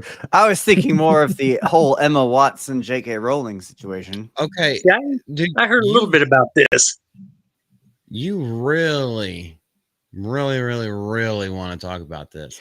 So, Jerry, tell us a story about your childhood. Well, let's see. Well, if you're serious, I could. Oh no, I was just being goofy, but like, if you have something to say while we're trying to wait on Miss Deborah, so we can all be together for this one. Well, let's see. I could tell stories of a poet with cowboy boots sticking out of the back of a station wagon, ramping off a bridge. That sounds like a great. Do go on. You now have my attention. 1990, me and my friends, all the same age, 16, thought we ruled the world, had our own little gang. We souped up a 1978 custom cruiser, and I always rode in the back, cowboy boots, completely black, sticking out the tailgate, bottle of Jack Daniels in one hand. And there's a lake. It's about 15 miles north of me. It's called Salt Fork. You can see it on Google Maps if you look up Ahia. And we was out cruising, and one of my friends had a bullhorn. Well, we caught some redneck that was literally, he was either taking a leak or he was trying to do something with his truck. So my friend grabbed his bullhorn and yelled something at him, made the guy flip out. So he jumped in the back of his truck. He grabs out a high-powered rifle. Oh boy. So we take off. And this bridge, the road is completely level, and then it goes up. The top of the bridge is flat, and then it drops. And the sign on the bridge says 15 miles an hour. We hit it 70, 75. Little Dukes of Hazzard action. Hell yeah. And I survived. I was kind of amazed because I bounced Evidently. Well, because I mean, when we launched, I landed in the tailgate. I'm lucky I didn't go through the glass because I hit the tailgate door itself. And then when we're in the air, I hit the roof, the floor, the roof, the floor, bounced into the back seat into my cousin's lap. And he's looking down at me and he goes, "Hey, while you're down there." Yeah, why are you down there? What? Why are you down there? What? So he got a nice little elbow. And then my one friend, his name's Chad. He was in the passenger side. He was smoking a stogie, and he had it stuck in the top of his throat. Okay, But- how much of this is supposed to be funny? Well, it was funny. It is. It's funny now because they survived. Yeah, It would okay. be a tragedy if they didn't. Yeah. Yeah. So, If none of my if- friends would have survived, I wouldn't talk much about it. But it was hilarious. Especially after we landed, that guy took A off. stogie, John. Damn it, John. But no, all that money we put into the car, we had to redo it. Because what was it? We cracked the bumper, the grill, the radiator, busted both the A-frames. Amazingly, most of the subframe was intact. Popped 3 tires. Okay, was Yakety Sax playing on your 8-track at the time? That's what I asked. No, actually, I think it was Faith No More. Oh, really? Yeah, that would have been 1990. That would have been Faith No More there. Or Ozzy, if I had it my way. Now, if my one friend who owned the car, he liked rap music, it had to be, God, what was real popular then? Yeah, NWA or Public Enemy. Yeah, Niggas with Attitude. That's what it stands for. Or in my case, it would have been Led Zeppelin, which I have tattooed on my arm. Yeah, Biggie or Tupac was early 90s. Yeah. Eazy-E had his own thing as well. Yeah, we make jokes that if that lake could talk, all our asses would be in jail. A lot of stories. Look, the nigga would know. It needs to be NWK. You know, one thing I do I love you, from my Cole Hauser. students, and all the kids I teach these days is when we were growing up, we had the benefit of getting away with stuff. Yeah. Like, and Sure. like, and like I lecture students on not doing that. The whole thing is like, we're all kids. You're kids. You do dumb stuff. You get away with it.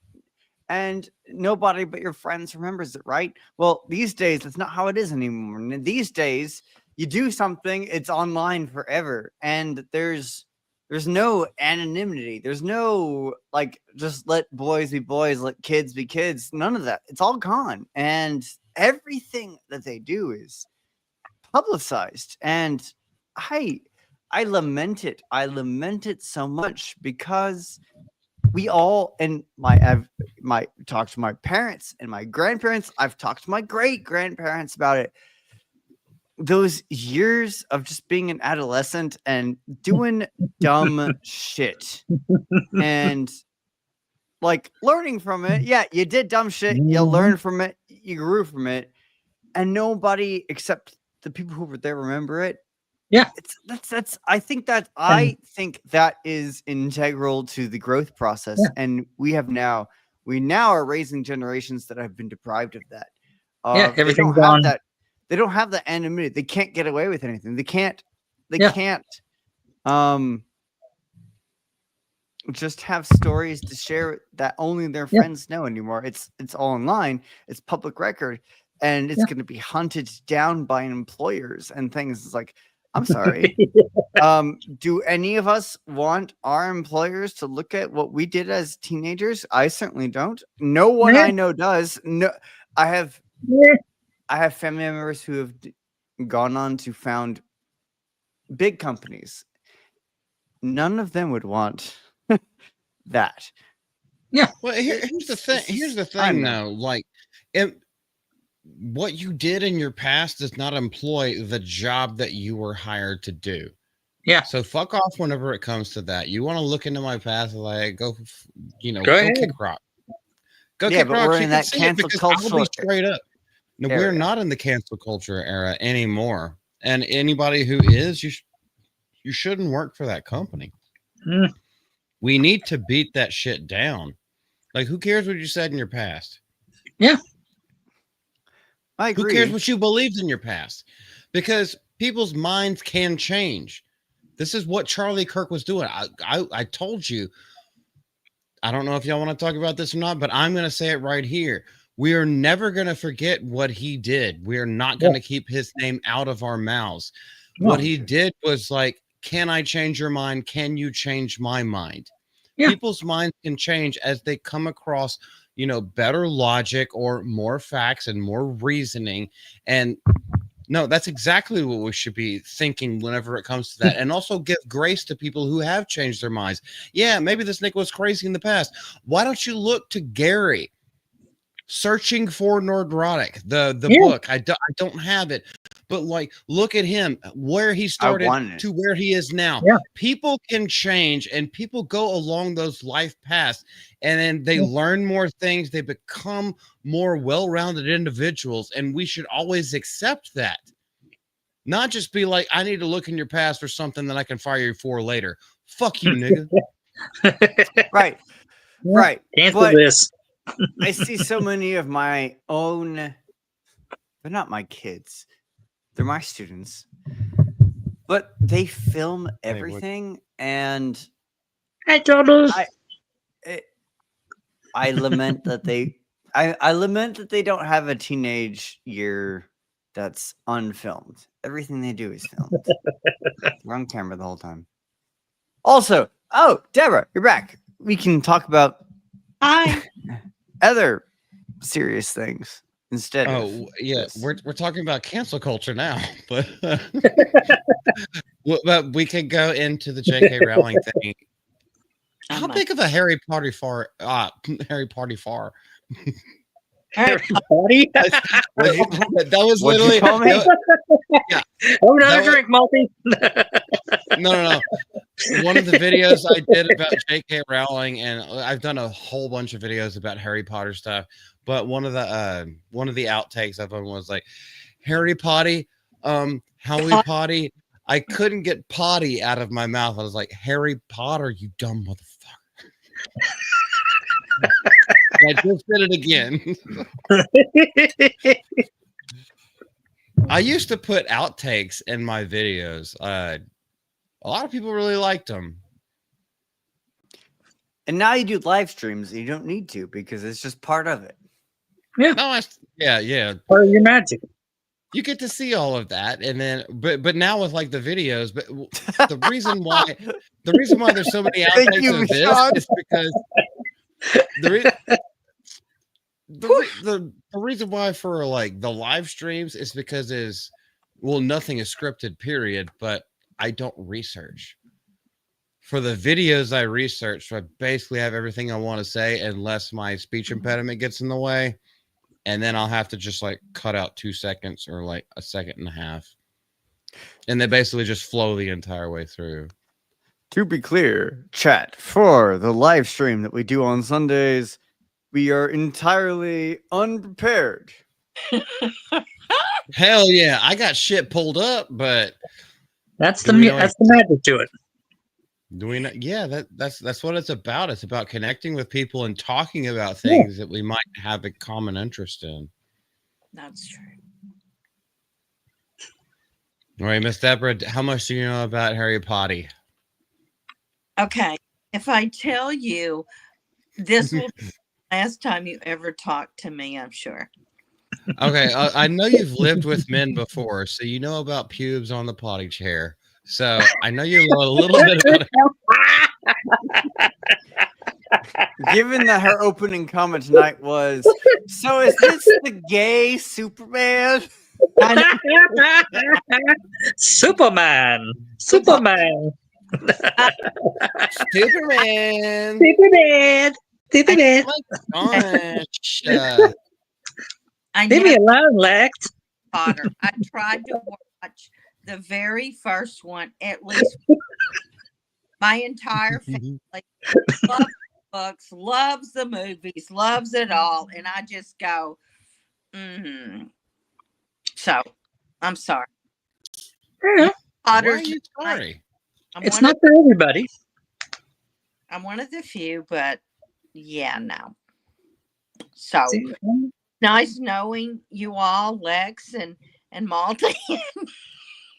Wait, what are you doing? Are you She separating? sounds like she's about to get banned, but I don't know who's banning her. So you're not gonna get banned. No, I'm just saying. Are you talking about Fag Superman? I can't contribute because I didn't get it at all. I know little of Harry Potter. I'm more of a Lord of the Rings. I didn't like that either. See, this is where I just have to like wet the towel and come on with that, bro. Yep. You can Get your smack rear my end ass gear. with it. I mean, no. But I did love what's that dragon one? There's a lot of them. No. That was on. Oh my God, Lord of the Throne of Dragons. Game of Thrones. oh my God, no! Okay, the first 5 seasons, yes. Yeah. The first 5 seasons, yes. But the way it ended was like, wait, what? Bullshit. What? Yeah. Yeah, I didn't like the ending, but I did enjoy that show. Harry Potter and Lord of the Rings. It was too like dark for me, and I don't mean dark like bad comedy or horror. I mean, it was just a dark thing, a dark existence, or I don't know. I'm sorry. I didn't care for it all. I am an outcast from my family. I am, as we talked the other night, Monty, I am the black sheep of my family for not just loving it and falling on my knees to Harry Potter, but I just I couldn't. So that's it. Well, you don't have to. There's a lot of people, even my age, and I grew up when the books were coming out. Yeah. I was in elementary and middle school when the books were releasing, and when the movies released before the books were even finished. I hadn't even graduated high school at that point. So yes, they were a big part of my childhood. And yes, I do love them, and I love the movies, even though I mean I realize the disparities and everything like that. I still enjoy every single one of them. Good. I mean, go ahead, Jerry. Oh, we could talk about Lord of the Rings all fucking day. Oh, yeah. We could talk about don't get me started, please. Go ahead, brother. Oh yeah. Oh, definitely. I mean, it's been a while since I've watched them, but I love those. I've read some of the books, but the movies, for me, it's a toss-up of which one's the best. I mean, because Gary on Nerdrotic always talks about the perfect trilogies, and in his opinion, Lord of the Rings comes the closest. Correct. I have to agree. And I get some people, oh no, Star Wars, and I'm like, yeah. No. Oh, I thought we were talking about Harry Potter. We are. Oh, we are. Harry Potter. The same stuff. I watched the first 3 movies, but after that, I was like, I like it, but I can't really get into it. You know, I don't discourage people from it, but I just, I'm like, I see it, walk away. So I also was growing up when these books came out. From book 4 on, Goblet of Fire on, I read every book. I had it pre-ordered. I read it the day. I read it the day it came out. Each and every one of them. I read the entire book that day. That was the day. No, I loved it. I loved the stories, and the films came out. They were pretty good. I liked most of them. Obviously, as someone who it's the classic problem of you make a movie of a book, you have to cut things out. So that always happens. But in my childhood, these actors, Emma Watson, Daniel Radcliffe, Rupert Grint, whatever his name is, like they became the faces of these characters, of stories that I'd always that I had grown up reading. I'd read them. I'd read all of them. I loved them. And then these actors and actresses, of course, had their own careers, to be fair. But only was because amazing. But their careers all started because they were picked to be in Harry Potter. And that, like, they got not just a start, not just their start. They got, like, promoted. They got elevated to high-level status because of the severity, the significance of what they're being part of. And they owe their success, their fame, their recognition, the fact that anybody knows who their name is, they owe all of that to J.K. Rowling. And at least the child actors do. The older actors, obviously not, like Alan Rickman.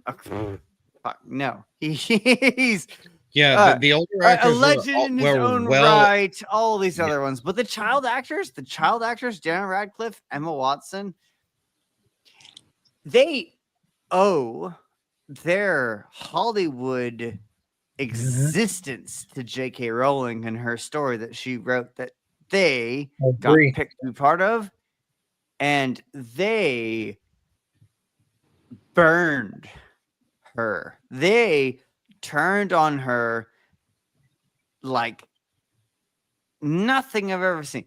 The exemplar of ingratitude is the way they treated the author of the story that made their careers.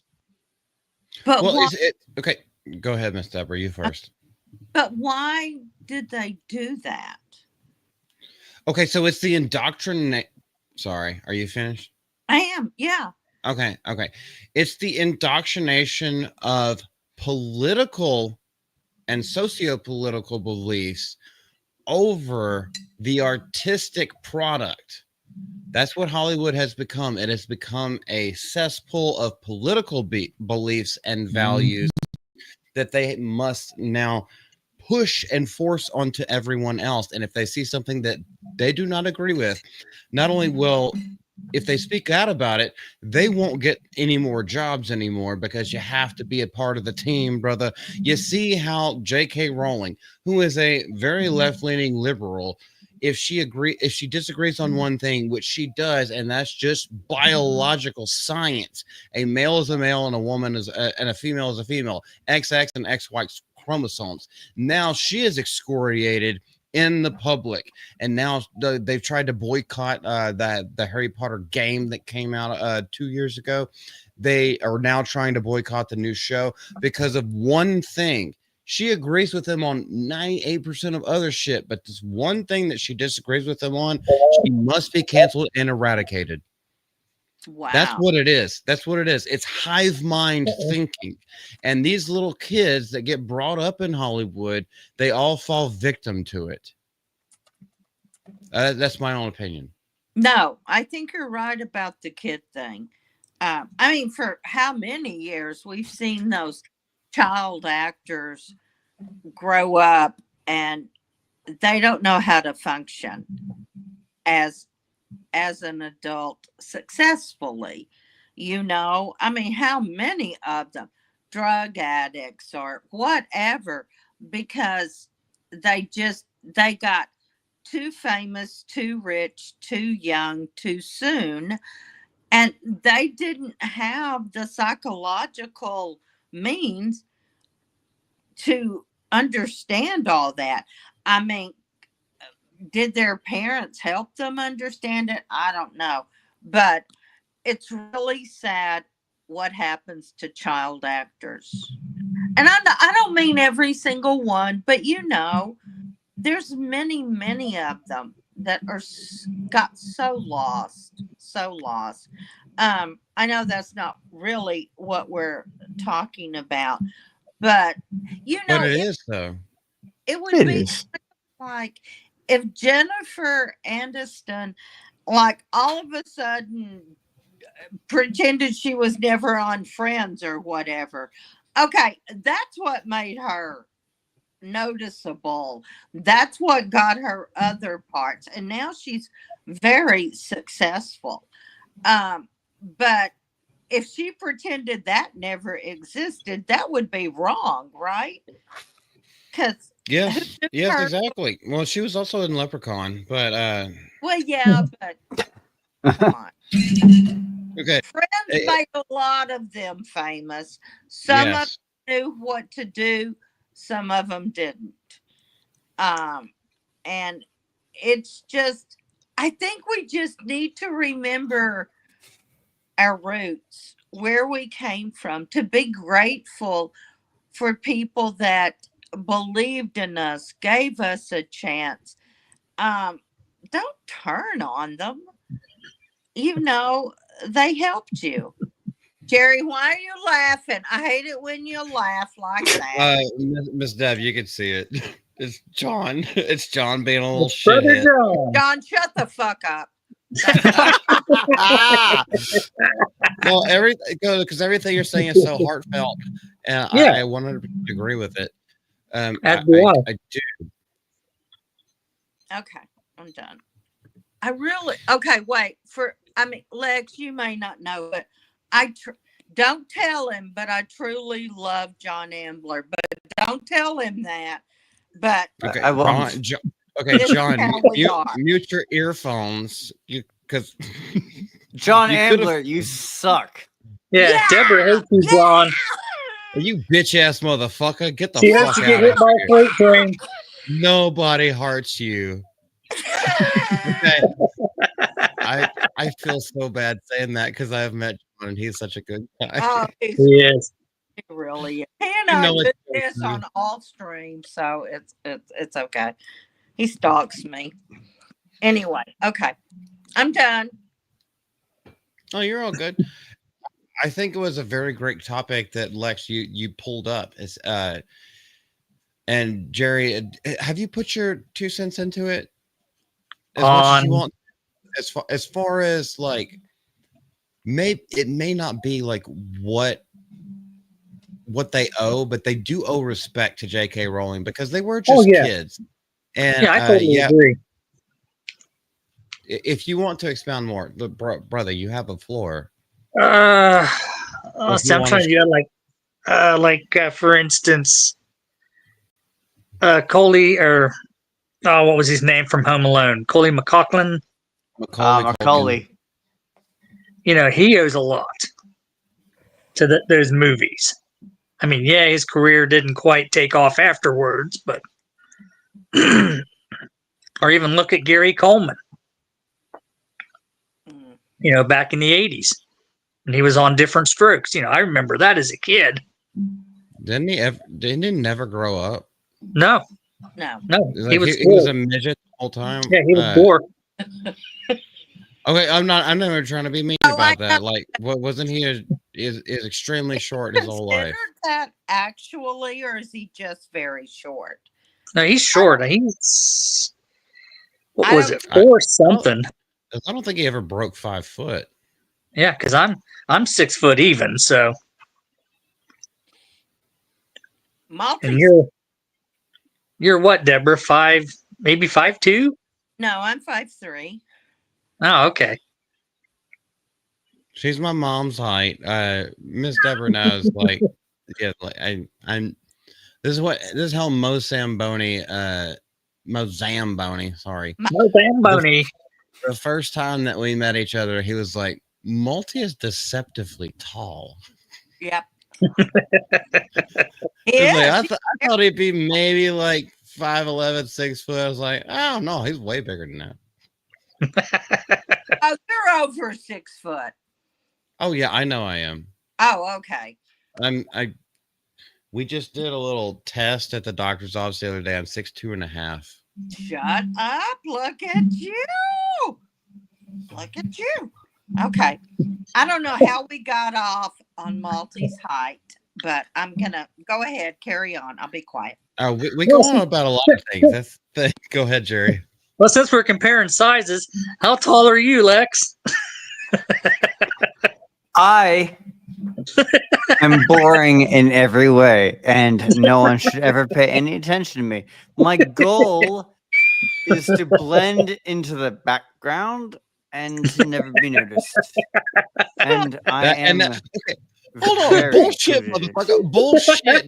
You want to blend in the background and never be noticed? Yeah, you wear a shirt that says your name on it.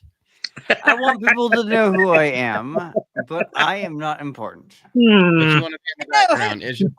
I know who you are. So you only hang out in purple background places. I show up to conventions, and the only people who care about the shirt I'm wearing are the tens of people who recognize me from comment sections. And those are the only people there I want to talk to anyway. Well, how do you know that? Okay, so it surprised the fuck out of me when I went to the Belton Comic Con, and there's another John, not John Ambler. There was another John from the chat, and that's how he introduces himself. And he was in Dallas with us, and he was at the table, and he came over, and he was just like, I had my wife is over there, but like I saw a Malty, so I need to go say hey to him. And I was like, your face looks familiar. I can't remember your name. He's like, I'm the other John. Yes. There's 3 of us, but I'm the other John. And I was like, oh, hey man, good to see you. Because I was talking to MMA Crease, and I was like, well, how am I getting noticed at this small thing? Like it's very humbling, and it's also a great thing to just meet new people. That's what the 199 community is about. Yeah. In my opinion. Yeah. I have to tell you this, and then Lex can talk. But that was it a Friday night? I think it was the meetup with Jay, and Lex was on the left of him, and whatever, all that. But when my niece and I, Taylor, and John walked in, I said to John, oh my gosh, is that Malty? And he goes, how do you know it? And I said, is it? And he goes, yeah. And I went, oh my God. So I tried to be so cool, but I was really so excited to meet you. How the hell did you know who I was? I don't know, but I knew. I feel like the GCA was really small. Like, yeah, I was in a lot of chats and everything like that, but like the GCA was very small at that point. I just was, oh my gosh. Either way, you got what you got. You got the real me. I did. I knew Malty because of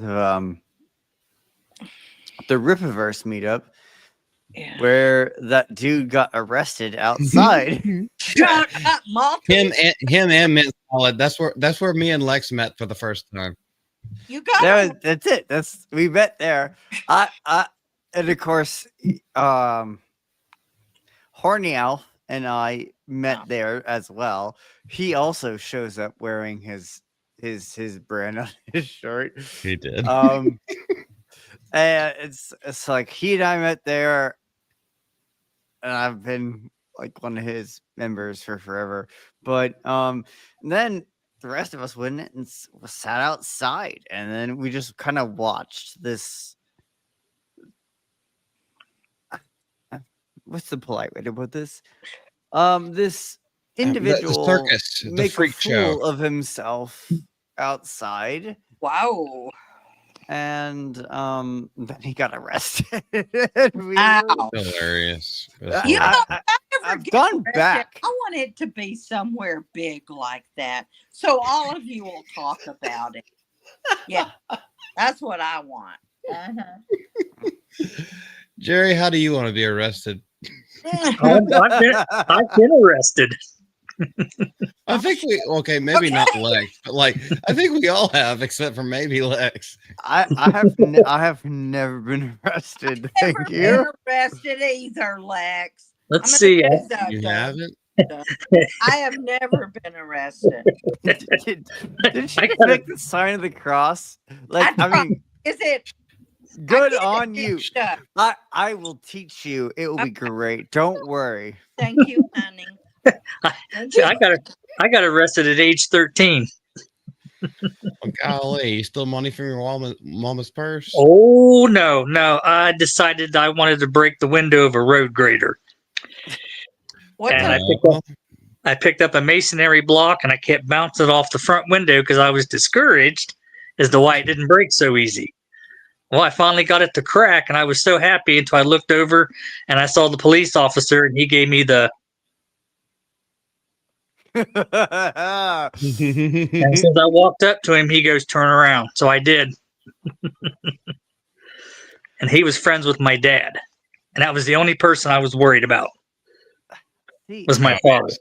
He knew. He was like, we got to make an example. You have to used know. to have days like that where like the police knew your parents. Like, yeah, well, they all hung out. Have relationships, and it was like they would correct you, but like it didn't define the rest of your life.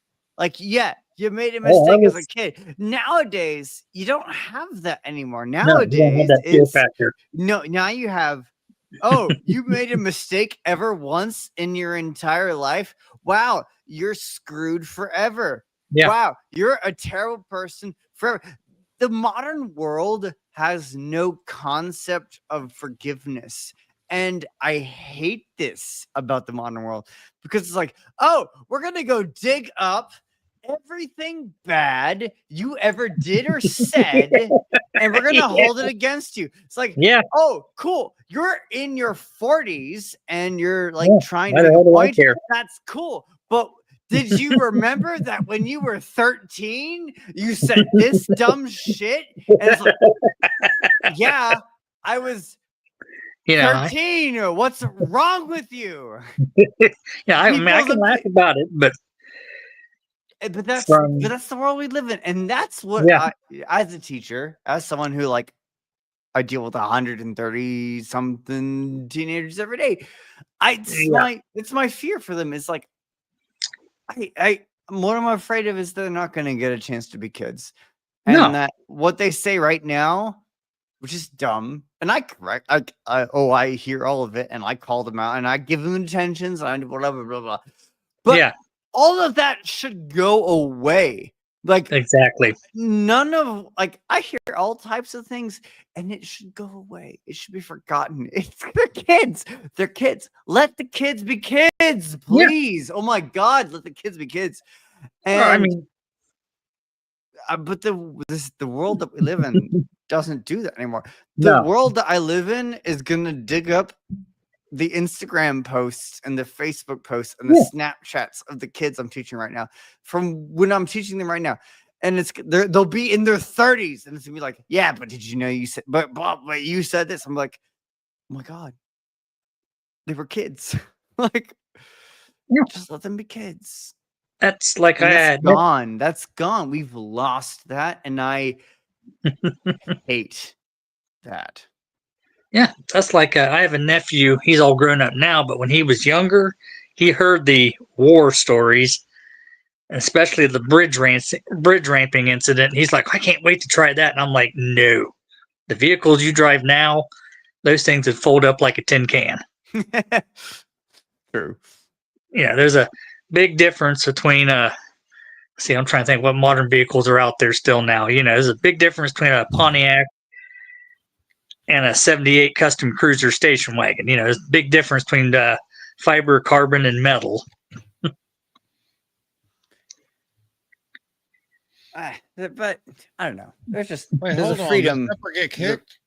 There's a freedom that's been lost, and Well, we lost Deborah there, and I just. Oh, she's back. She's back. Hi, Deborah. I heard you all. Oh, we was only saying nice things about you. Reg, we lost her again. She removed herself. I didn't do anything. No. I'm right here. But Lex, what you were saying about letting kids be kids and all, I agree. Let them be kids. But it's such a different time now. I mean, especially since I was 13, 14. That was 20 years ago? Yeah, 20 years. You're so cute. I love it. I'm gonna go on with Lex. Sorry, Jerry. But that's okay. Lex, run. Anyway, Lex. So I know you teach the what? Stop it. This is serious. What do you teach? Like what subjects? Okay. I literally teach Catholicism to children. My job is to teach children the Catholic faith. That's my full-time job. I teach. Oh, that's it. You don't teach English, math, or any of that? Nope. I teach the faith. That's what my job is. Okay. All right. Good job. But they have those other subjects, right? Oh, yes, of course they do. And they have great teachers who do those too. Oh, okay. All right. Okay. Got it. The only thing I'm qualified to teach is Catholicism, though. It's the only thing I've ever studied. Okay. And were you raised as a Catholic? I was. In fact, I teach now at the school that my mother went to and my grandfather went to and that I went to as a kid. It worked out that way. Wow. I can't make it up. And then the pastor, the priest who runs that parish that owns that school, happened to be my vice rector when I was a seminarian and studying for the priesthood. So he got moved from there to the school, and I left seminary, and he was like, hey, we need someone to run the religion program at our school. And there I have ended up. Wow. And how long have you done this? I'm sorry, Malty. Why are you sorry? Why are you sorry? We're friends having conversations. I have been so in my years of seminary, I taught adults, and so I am the director of apologetics for a nonprofit called Cross the Tire, which is for adults who want to learn about Catholicism. In terms of teaching children, I've been doing that for 2 years. Okay. All right. Good to know. I raised up in a very religious household, but it was Southern Baptist. Okay. So was my father. Yeah. And I have a lot to say about those. I know. Careful, Malty. I know, but okay. But anyway, but I know, Lex, it's not the same for you, but I am a Christian. I love God. I pray every day and But I think I was telling Malty not long ago, maybe not, but my last relationship, this man was amazing. He was like, I kept, well, we were together 3.5 years. For the first year and a half, I kept trying to find something wrong, right? Like, he was 10 years younger. He was Italian. He was so good looking. He was such a gentleman. I've never been treated so well. He was Catholic, but I'm not. And that was a big issue with us. And that's not really why we let go of each other. It was a big factor because my faith is very important to me. Uh, he moved to Australia. He wanted me to go with him. Yeah, no, I'm not. Sure. So that was at the end. But he was like probably the best man I'd ever met as far as the way he treated me and the fun and the love we shared. So I wonder what your opinion is on that. Should he maybe have should we have communicated earlier our religious beliefs and then departed? Or If I may, can I encourage you to have a conversation with me about this that isn't on live stream?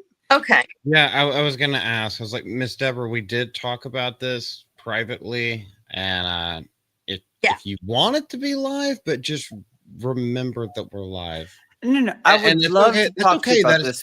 Yeah, that is 100% your choice. And no, we'll do it private, Lex. Then you don't. Okay, very good. Great. For y'all. Okay. Sorry, guys. Do we still have a chat? We do. Yes, we still do have. We'll shelve that for right now. Lady Cat. Kaylee is still here. Lady Cat. On like right here. Lady Cat. Great. Anyway, so let's fucking make fun of Emma Watson's bitch ass. Who? Yes. What did she do? Well, she basically just she walked back a lot of stuff. And so after years of shitting on J.K. Rowling, she came out and was like, I still love J.K. Rowling and I'm grateful for her. The base TLDR, that's what happened. But let's see it. Yeah, let's just go. I'll read the first two paragraphs and then we can stop and have our own conjecture and then we'll go on. So like J.K. Rowling, so let me preface this. If y'all don't know, Lex has just said it. Emma Watson has been like, J.K. Rowling, she doesn't like trans people. It's like, that's not what she said. She just says a woman is a woman and a man is a man. And so obviously these young child actors, they have all, except for Tom Felton, who played Draco Malfoy, which is very odd to me that the three heroes of the story have all gone against JK and Tom Felton gave the best answer ever. And he was just like, I'm grateful for what you did and I don't get involved in this shit. Emma Watson has been one of those outspoken bitches because she went to quote unquote university in the States and got fucked. And by getting fucked, she ended up being Belle in the live action Beauty and the Beast. That's the only thing that she's really done of note. She's been in a couple of other things, but nobody gives a fuck about her anymore because she turned political after that. J.K. Rowling praises Emma Watson parody video after the Harry Potter star speaks out on their rift over trans comments. I'm here for all the spoofs. So this is basically J.K. Rowling. Like, she's basically like, she's trolling her. Because she knows that what Emma Watson said isn't heartfelt. It's just a way to try to save her career. Yeah. What's left of her career, honestly? Exactly. That was just a tagline. But like, yeah, what is left of her career? All right, let me go through two paragraphs because that was literally just the opening. Go for it. The title. And then we can discover more together. J.K. Rowling weighed in on an Emma Watson viral interview on the On Purpose with Jay Shetty podcast by sharing a parody. Oh my gosh. Let's get it together. By sharing a parody video of the Harry Potter's actors' appearance. What the fuck is wrong with me? I think it's because we don't have time for that. Keep going. Hold on. We have all the time in the world, nigga. Comedian Intel Lady. I'm starting to sound like Beardo at this point. I wish I was more balanced. Oh no. I'm gonna ask Jerry to start reading if you can't keep doing this. He's my friend. Jeremy's gonna read.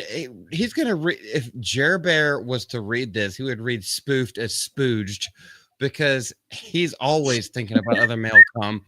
Spoofed. Watson's interview, in which the actor said she would be open to talking to Rowling again amid their continued rift over Rowling's comments on the trans community.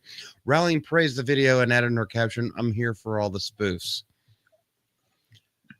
One last one. Watson, who has largely been out of the Hollywood spotlight for the last 7 years, spoke about her rift with Rowling for the first time during her interview with Shetty. Shetty Spaghetti, the actor, played Hermione Granger in the 8 Harry Potter films released by Warner Brothers between 2001 and 2011. Is that the end of the article? Motherfucker. Okay, I was about to say, there's so much more to this fucking story other than J.K. Rowling just being like, oh yeah, she quiveringly apologized. And like someone made fun of it. It's like, yeah, I want to see everyone make fun of it, because this bitch ass little hoe literally.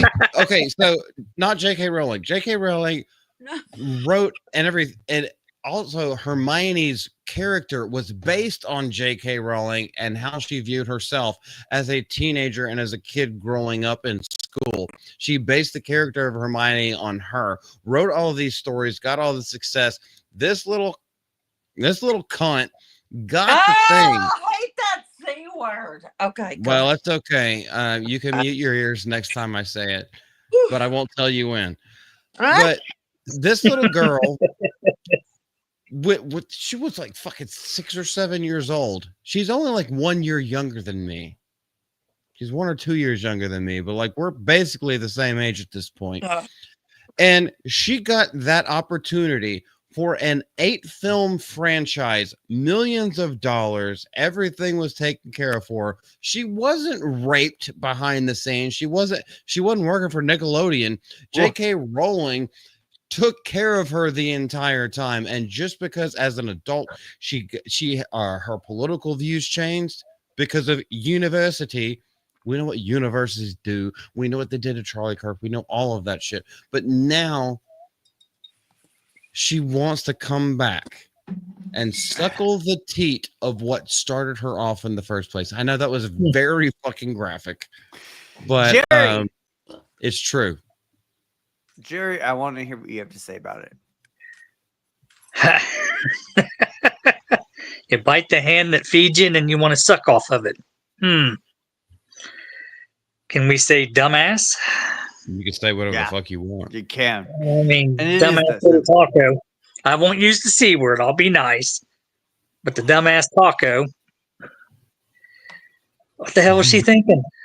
I mean, everybody else makes fun of her. Why don't I? That's what they all think. It's the hive mind. The hive mind, isn't it? There's a hive mind, Jerry. You know there's a hive mind. Oh, yeah. Yeah, everyone's got to follow the pack. Follow this, as George Carlin would say.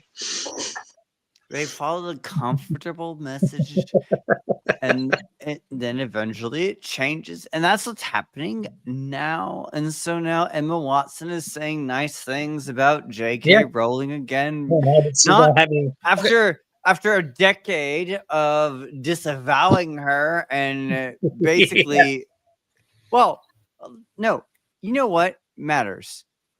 Let's be clear. She's been echoing the rhetoric that gets people killed. For the past decade. Exactly. That's why I brought up Charlie Kirk. And that's why I brought up that. She's softening her tone because apparently the culture is shifting another way. Yeah. Yep. Did She's any not of you guys- relevant. Go ahead, brother. I was just saying, she's not relevant. She's just following the motif of, oh, culture is going this way now, so we're going this way now. She's keeping the dick in the mouth. She's keeping the dick in her mouth so she can keep some money in her wallet. That's basically all. And if you have any of y'all actually heard the audio interview of what she's doing, it's like she's trying to remember off of fucking index cards. She stumbles through all the words. She tiptoes. Jay said it in a weird way, but like I heard it for myself at a later date. And I was like, she cannot formulate a sentence by herself. You could tell this is scripted, or at least she's trying to remember. And maybe that's why she's not getting working in Hollywood, because she can't memorize lines. But she has absolutely no talent. Only memorize lines. She can't memorize lines at all. I implore you to go listen to that interview that she does. She tries her best, to not be Rachel Zegler. She tries her best to not be, and she's not, but it also doesn't feel heartfelt. I feel like if you were heartfelt, it would come a little bit more fluid out of your mouth. Like, no, this bitch is just trying to make amends because she knows she done fucked up. She knows that the culture has changed, not only under Trump, but in the light of the events of Charlie Kirk, in light of the events of the ICE shooting. She knows she's on the wrong side of the fucking aisle, and she needs to fucking pay her penance before she herself gets canceled as well. Amen. Oh, sorry. Okay, I was done. I was gonna ask for y'all's thank you though. Sometimes I go on rants. I got carried away. I'm sorry. No, it's okay, Miss Deborah. Do you have anything? Oh, stop apologizing, Deborah. No. I just everything you said, I know, and that's absolutely correct. We just can't forget where we came from.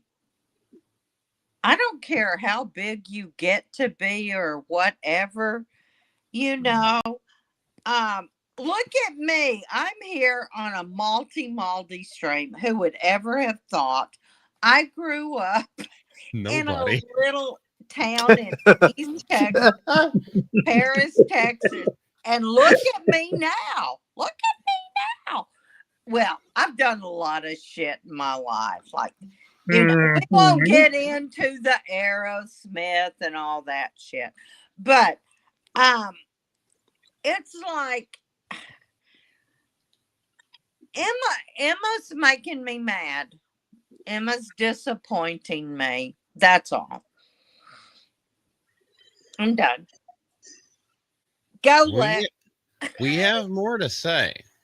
No, I really don't. Well, okay, so let me just skim through it. A rift between Rowling and Watson started in 2020 after the Harry Potter author started. I said potty again. You did. Damn this speech impediment. It's like I got a lick of tongue somewhere in my mouth and it doesn't know where it wants to go. Author started sharing views on the transgender community found to be transphobic. So it's all about the turf. It's all about that stupid bullshit. And then we know about Daniel Radcliffe and Rupert Grint also piling on. Now, Rupert Grint doesn't really have I think he's been a voice actor in a couple of things. He was in one little like kid sci-fi thing where he farts a lot, but he hasn't really had a career outside of this. Daniel Radcliffe, however, has, but that doesn't matter. What matters is that they're coming out and making a political stance against someone who jump-started their careers. Now, whatever they did with their careers, that's up to them and their agents and everything. They're all of age. They're all well over 18. Like I said, like Hermione, Emma Watson is like a year or two younger than me. But yes, we will always see her as Hermione, and I think that comes with a price. It comes with a social price. I think this conversation can go without the article.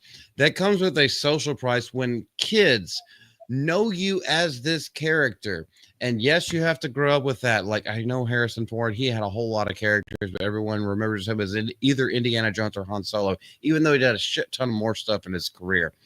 When you're known as this and kids in new generations are growing up and they're knowing you as this, and then when they see you in real life or they meet you or they look up to you and all you are is a political cunt.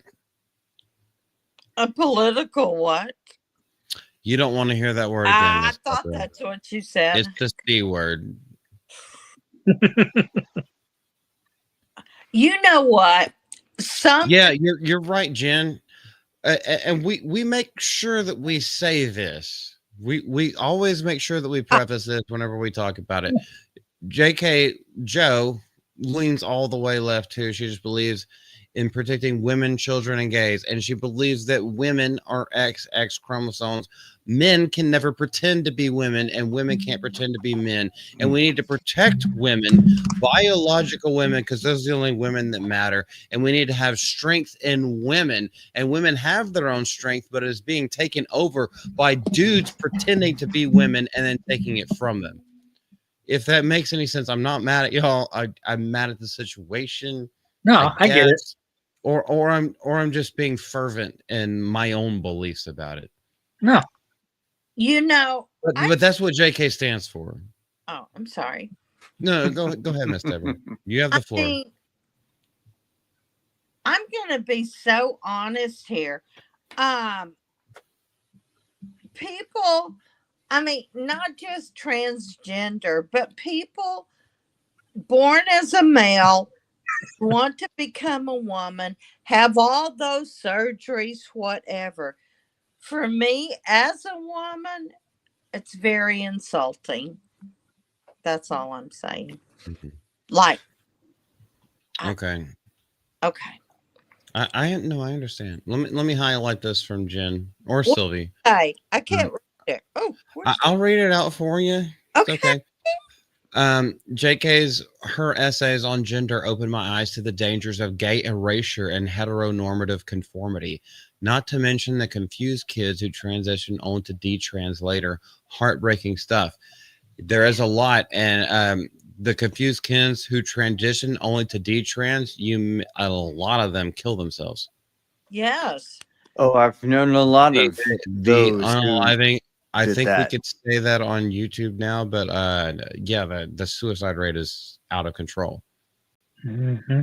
So sad. Because you shouldn't be fucking with little kids. Leave little fucking kids alone. I'm gonna put the stance right here, so y'all know where I come from. I don't give a fuck what you do. I don't have to agree with it, but if you're 18, if you're an adult, you're of age. I don't have to agree with it. Don't throw it in my face. Do whatever the fuck you want to do. Don't be putting this shit on little kids. Just like we don't want little kids to be like sexually harassed. No. We don't want nobody touching little kids. Leave the fucking kids alone. We're not going to put drugs into their bodies, and we're not going to try to change their hormonal structure. Fuck that shit. You could do it yourself when you're 18, and you're still going to get male pattern baldness and a whole lot of other stuff. You have to have the Adam apple implanted or shaved down. Like, you're going to go through a whole bunch of stuff, and that's not on the taxpayer dime, and that's all on you. Fuck off with the kids. Otherwise, do what you want to do. Otherwise, I'm completely libertarian on all of it. Yeah. Great. Same here. But as someone who teaches children all day long, you keep this shit away from my kids. Keep all of it away from the kids. I don't care if it's your kids, my kids, their kids. They've been entrusted to me to teach them. In that sense, they're mine. And I want none of this nonsense near any of them. Any of them. They deserve better. Yes. Yeah. Yeah. They deserve a chance. My job is to give them the best I can. You Go ahead. And go ahead. the best I can is antithetical to this bullshit that a lot of the modern world puts out. And it comes up, it comes up in class. And I just tell them, nope, nonsense. That's nonsense. Yeah, pay attention to that. That is out there. It's wrong. Ignore it. And okay, admittedly, again, remember what No, we're school being I work serious. in. But that is the beauty of chat, and that's the beauty of our fucked up mind. Oh, John. We find ways to smile because Thank you, John. The world is always going to try to bring it down. We need to find ways to laugh, and that is exactly what it's about, brother. Exactly. That's what this community is about. Like, we always smile and laugh together, but we can still talk about serious topics. Mm-hmm. That's what we do. That's what we've done. And one thing, and I don't want to get into the Charlie Kirk stuff again. I have watched him for years. And so when that happened, it was so personal for me. But one thing he always said to the transgender or the people that had the surgeries and all. Trannies. Yeah. You can cut this off. You can The one thing you cannot do is change your chromosomes. Yeah. So what is the point of all that? I mean, okay, so anyway, that's it. Is that the end of your question? Okay, so I can understand that there's an imbalance up there. There are some people who are really good. I have met some trans people who are like based as fuck. Okay, I haven't met Blair White, but that's probably one of the biggest ones. There is someone that I met. I'm not going to name their names, but cool as hell. And we hung out all the time. It was a dude trying to be a woman, did the surgeries and everything. And and we used to hang out a lot. And I said, all you have to do, like, we can hang out all the time. Don't hit on me because that's not my beliefs. And we were cool. We hung out all the time, go riding around in the car, like go off and go do things together, and like not in a dating kind of way, which it wouldn't even matter if it was. I don't really give a fuck about that either. But if that's what you want to do, I'm more libertarian on that, even though it's not my personal beliefs. But without going too far into that, we hung out all the time. And the one time that she broke the rules and she tried to hit on me, I was like, nah, not doing this anymore. They are still good people. There's a lot of base people. There's a lot of people you can have like political conversations or like spiritual conversations with. A lot of them need more spiritual conversations, and we shouldn't shun them from society if they're willing to have those spiritual conversations. Dude, you know how my mouth works. I do. My mouth works. No comment. No comment. Multi and I don't even give a fuck into many like hours into the night, one-on-one, just talking and praying together. It's great. I'm gonna listen, Lex, please don't get offended. Chat, panel, whomever. I'm gonna tell you right now, Lex can say the most beautiful from his heart prayers I've ever heard, except from my daddy. You know, it's funny, Lex. I know we have different. I mean, you're Catholic, I'm not, but my daddy, who was like, You're a Catholic. I'm right.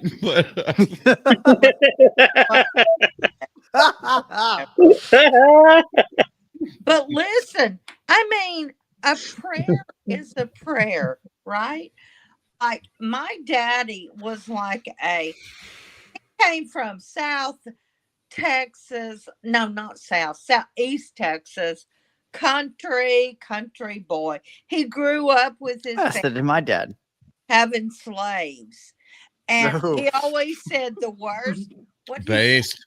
what he ever got was for playing with the slaves. But anyway, when he prayed, it was as though he was a doctor of whatever you call it for religion. Like, I mean, Theologian? Yes. He Hey, prayed that's me. from his heart, and it was beautiful, beautiful, beautiful. So, you know, I think we all need to believe in God as we know God, or Mary, or whomever. I mean, it Malty and I talked the other night, and it's like, if I don't pray, I don't know how to carry on my day. You know, I don't know what to do with my day if I don't wake up and I say a prayer. But anyway, I don't know where we even are in this chat. Jerry looks like, wait, what? What are we? I don't know. You're reading private chat. You're reading private chat. But No, I'm just sitting there listening to what Deborah has to say. I am a very strong Christian. I pray often, several times a day. I mean, it doesn't even matter. That doesn't matter. But I believe that, Christ is my Lord and Savior. And I'm not ashamed to say that. But I know there's other religions there, right? And I'm not going to say they're wrong and I'm right. I'm just going to say you have to believe what you believe. I mean, I like when my parents died, oh my God, if you guys wait, I don't know if you can see it. This is my, well, you really can't see it because of my chair. My Jaja shrine. You know how you always have that one pet that is like, oh my God. I still cry over her. She's been, Why didn't you get her stuffed? What? Why didn't you get her stuffed? Who said that? Me. Wasn't me. Why don't I get her stuff? No. Yeah, so she can be with you forever. Why would you? Taxidermists are a real thing. Okay, no. Am I pushing the wrong button? You are. guys have no idea. My close friends Oh, I do. know I was a hot mess for probably 2 months after she died unexpectedly. She was almost 16 years old, but she was like the one. Her name was Jaja, and oh my God, she was a Jaja. She could roll her eyes at me. She cried real tears, but it's just like when I lost my daddy first, then my mother, and then Jaja, and it was like, if you don't believe in a higher being, I don't know how you make it through those times. That's all. Okay. Well, people definitely they delude themselves on what makes them happy, and a lot of times that ends in their demise. I personally believe that the higher beings, and obviously I'm Christian, but I do not push that on anybody else. No. I will talk to you about it all day long if you want to. Like, I can witness to you, but I wouldn't push that on anybody. But I think everyone has that yearning at the bottom of their heart that, like, they need more understanding, and science can't prove that, and science can't fulfill that hole. But as we, if anyone wants to say anything to that, otherwise we're going to start ending the stream, and that's going to start with Mr. Jerry Sills. If there's anything you want to say, I super appreciate you coming on, man, and like you're welcome back anytime. Well, Jerry, maybe thank you so much for being here, by the way. Yeah, no problem. My pleasure. Maybe next time I come back, we'll discuss poetry and music. Two things I'm good at. No, okay, yeah, we could do that. You know what? One way or the other, I would love to talk to you more about that, even if it's just one-on-one. Has Deborah seen my poetry? What? It would be almost a year now. We've known each other. Yeah. We met on X-Wing. Yes, X-Wing. My first love of YouTube, X-Wing. Even with that mustache. I love that kid. I look like a gay truck driver, but anyway. Your wing stops at the Denny's and all the Triple J's. Because we give triple jack-offs. Okay. He's a lot lizard looter. Jerry, thank you so much. Oh, my pleasure. My pleasure. Yeah, dude, I really appreciate you coming on. I wish maybe that we had topics that you knew, or I guess more interested in. Let's see, what? Marvel, Star Trek, Star Wars. We can talk Star Wars all day. Edgar Allan Poe. Poetry, music, musical history, tornado chasing, which I still do, even in my age. Oh, hell yeah. So much to invite you back for. And anyway, you can come back. Yeah, anytime you want me to come back, anytime. Just let me know. I can come back next week if you want. You're the boss.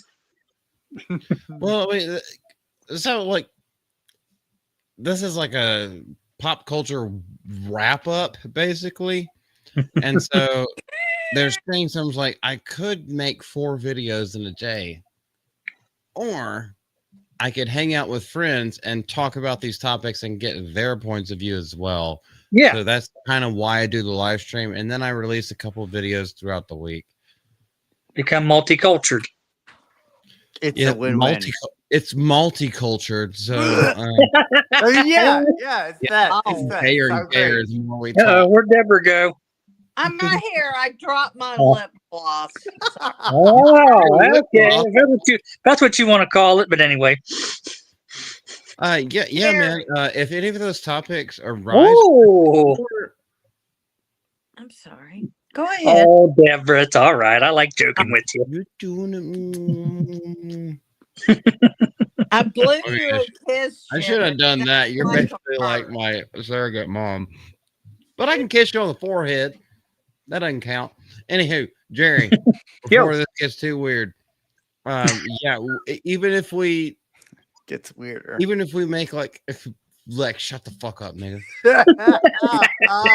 Okay, so Jerry, even if we do like a special stream where it's like Star Wars Expanded Universe only, or I don't know too much about Star Trek. I do. I don't know too much about Next Generation onward. I know more about. I've been a Trekkie 45 years. Yeah, wow. I started at age 6. I don't think I would have anything to say with you because I was always a Star Wars fan, and then I got into Trek later on, like starting around the age of 24, 25. Yeah, because see, I can still remember 1982 when my dad took me to see Star Trek II, The Wrath of Khan. I bawled my eyes out when Spock died. I was 8 years old. Jerry, where can we find you online? What You can find me on Instagram with my name, also on X. Multi knows this, because on X you can see all 105 of my poems I put on there, and eventually, yeah. Hold You up. check Yeah, out yourself too, Deborah. but what name? I don't think I even follow you. So tell me where to go. Let's see, on X it should be my name, Jerry D. Sills. Yeah. Yeah. He's very easily to find Yeah. on an X, and I'm that not his going to use my tree name. is there. And let's see, internet wise, you'll find me in the chats of the Badger Cabal, Diabolical Souls with Gooch. Because, like I said, I monitor some of his shows. I do a wrestling podcast, Irish Rips and Arm Drag, to Tommy Holter. And yeah. Oh, you can also find me in the Hangar Bay with X-Wing. That's his Twitter link. Yeah. There, you should see it in the chat. So that's where you find me. Or if you ever fancy your way in Ohio, let me know and I'll meet you somewhere and we'll talk in person. Heck yeah, Jerry, let's that crash sounds in a like plane into serial Ohio. killer. Stop. What's that, Deborah? You sounded like a serial killer. Oh, no. Oh, come on. teasing. No, way more boring. I'm teasing. Nah, I see no point in killing anyone. Breaking an arm, sure, but or a leg. See? Well, the fibula, the left, right? Yeah. Yeah. I've known Jerry. How long have you and I known each other? We first met about a week before Thanksgiving. It was on X-Wing's, one of his game streams. Okay. Okay. Because I met X-Wing the week before on his flight simulator streams. Because he was amazed by my knowledge of World War II aircraft. Because that's how I met John Ambler. Because John thought I was in the Air Force the way I was talking. John Ambler. Oh. And then, like the X-Wing, I got to talk to Jay, Beardo, a little bit of D-Dud Cobra, old Jeremy. And then through Beardo, I got to talk to the Saskas, and well, so on and so on. Wait, through Beardo? What? Yeah, it was on one of his live stream chats. I saw their name on there, and I watched them for like a couple of years whenever they'd be on Gary's show or one of Az's shows, but I never bothered with the chat. I would just watch the show, and I'm like, well, if you're going to talk to him, say hi. So, I started talking to Jen, and she's like, what do you do? I said, well, I'm a retired writer. She's like, what do you write? And I'm like, poetry. She's like, well, throw something out for me. So I threw something out.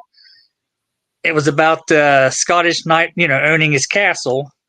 Mm-hmm. And like 5 minutes later, I seen, damn, you're talented. And after that, we become friends. They are great people. You can relate to them in so many ways, but because I know you've seen some of my poetry and you've commented on it too, Malty. I have, yeah, I have. And as far as it comes to the Saskas, yes, I've met them like quite a few times. Like we have, I would call it a true friendship. But I feel like they can decipher who is a real a real ass human being.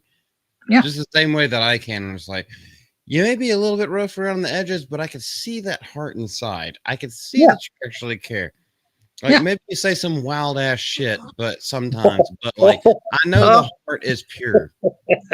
Oh, Deborah can tell you I can be quite controversial. Huh, Deborah? What the fuck? Yeah. She's never said. She's never said it. She was like, are you okay with me saying this? The only thing you ever said is like, yeah, sometimes it's a little wild. What? Can you hear Wait, me? what? We're talking about Jerry. And I was like, oh yeah, Jerry was here. She's like, oh yeah, sometimes it's a little wild, but no, I've known him for a while. Crazy as shit. Oh, I am not. No, you're not crazy. I'm Ozzy Osbourne Jr. Okay.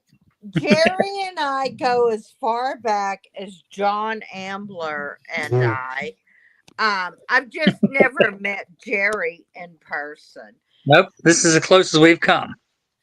One of these days we will, as long as we stay together. Stay together as friends, stay together in this community, stay together in this group, stay together and not have me get the whole channel completely torched to the ground because of I know, right?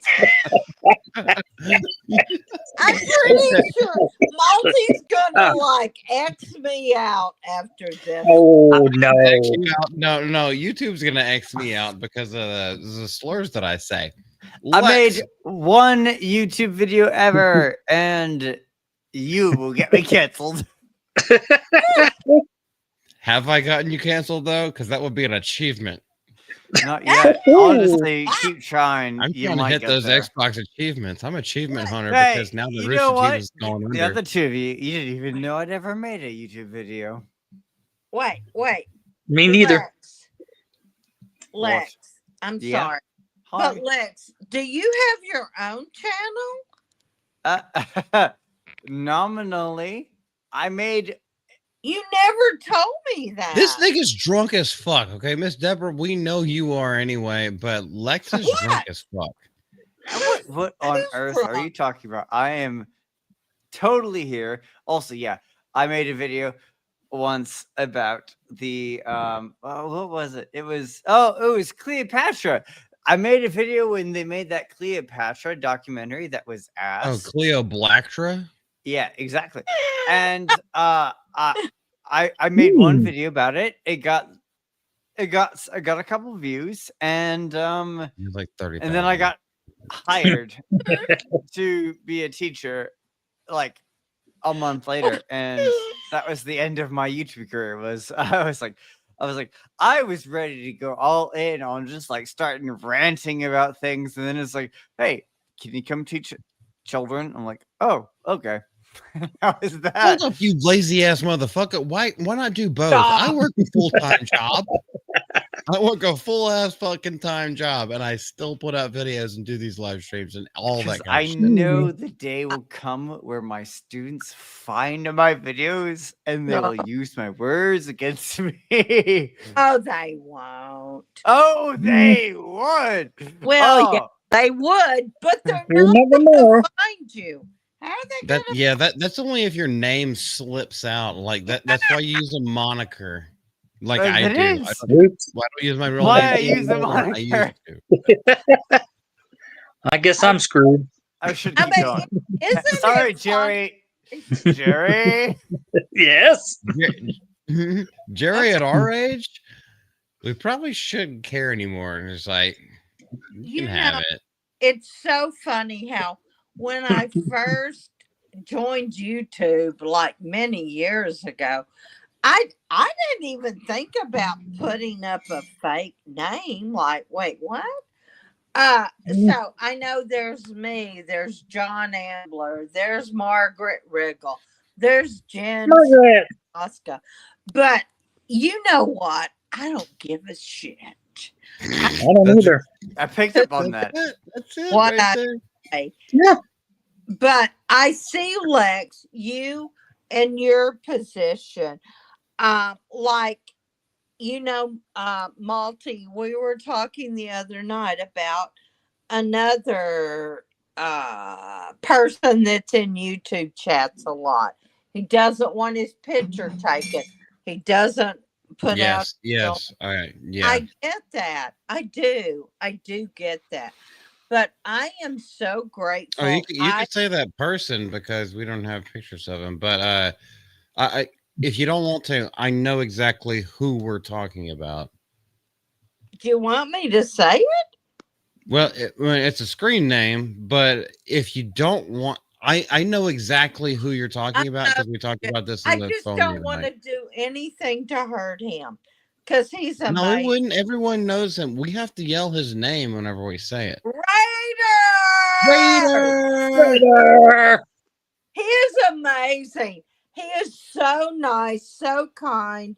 I've met him in person, but you know how, like Lex, like your job position, his job. I mean, there's a lot of them that don't want to be found on the internet by people that I guess may judge I don't know. I don't know. But I'm so grateful. I'm Deborah fucking Perkins. I don't care. We know you, girly. We know I you. don't care who hears what I say. Superman, the last Superman was fucking gay. I don't care. But you And like then- the Get him, Deborah. Keep going. Keep going, girly. girly. I love that Lex calls me girly. Malty calls me Miss Deborah, which So makes do I. me feel even older, but it's okay. Yeah. Oh, no, that's fucking respect, woman. Yeah. You're gonna learn some respect here from a man talking to you. I, Oh.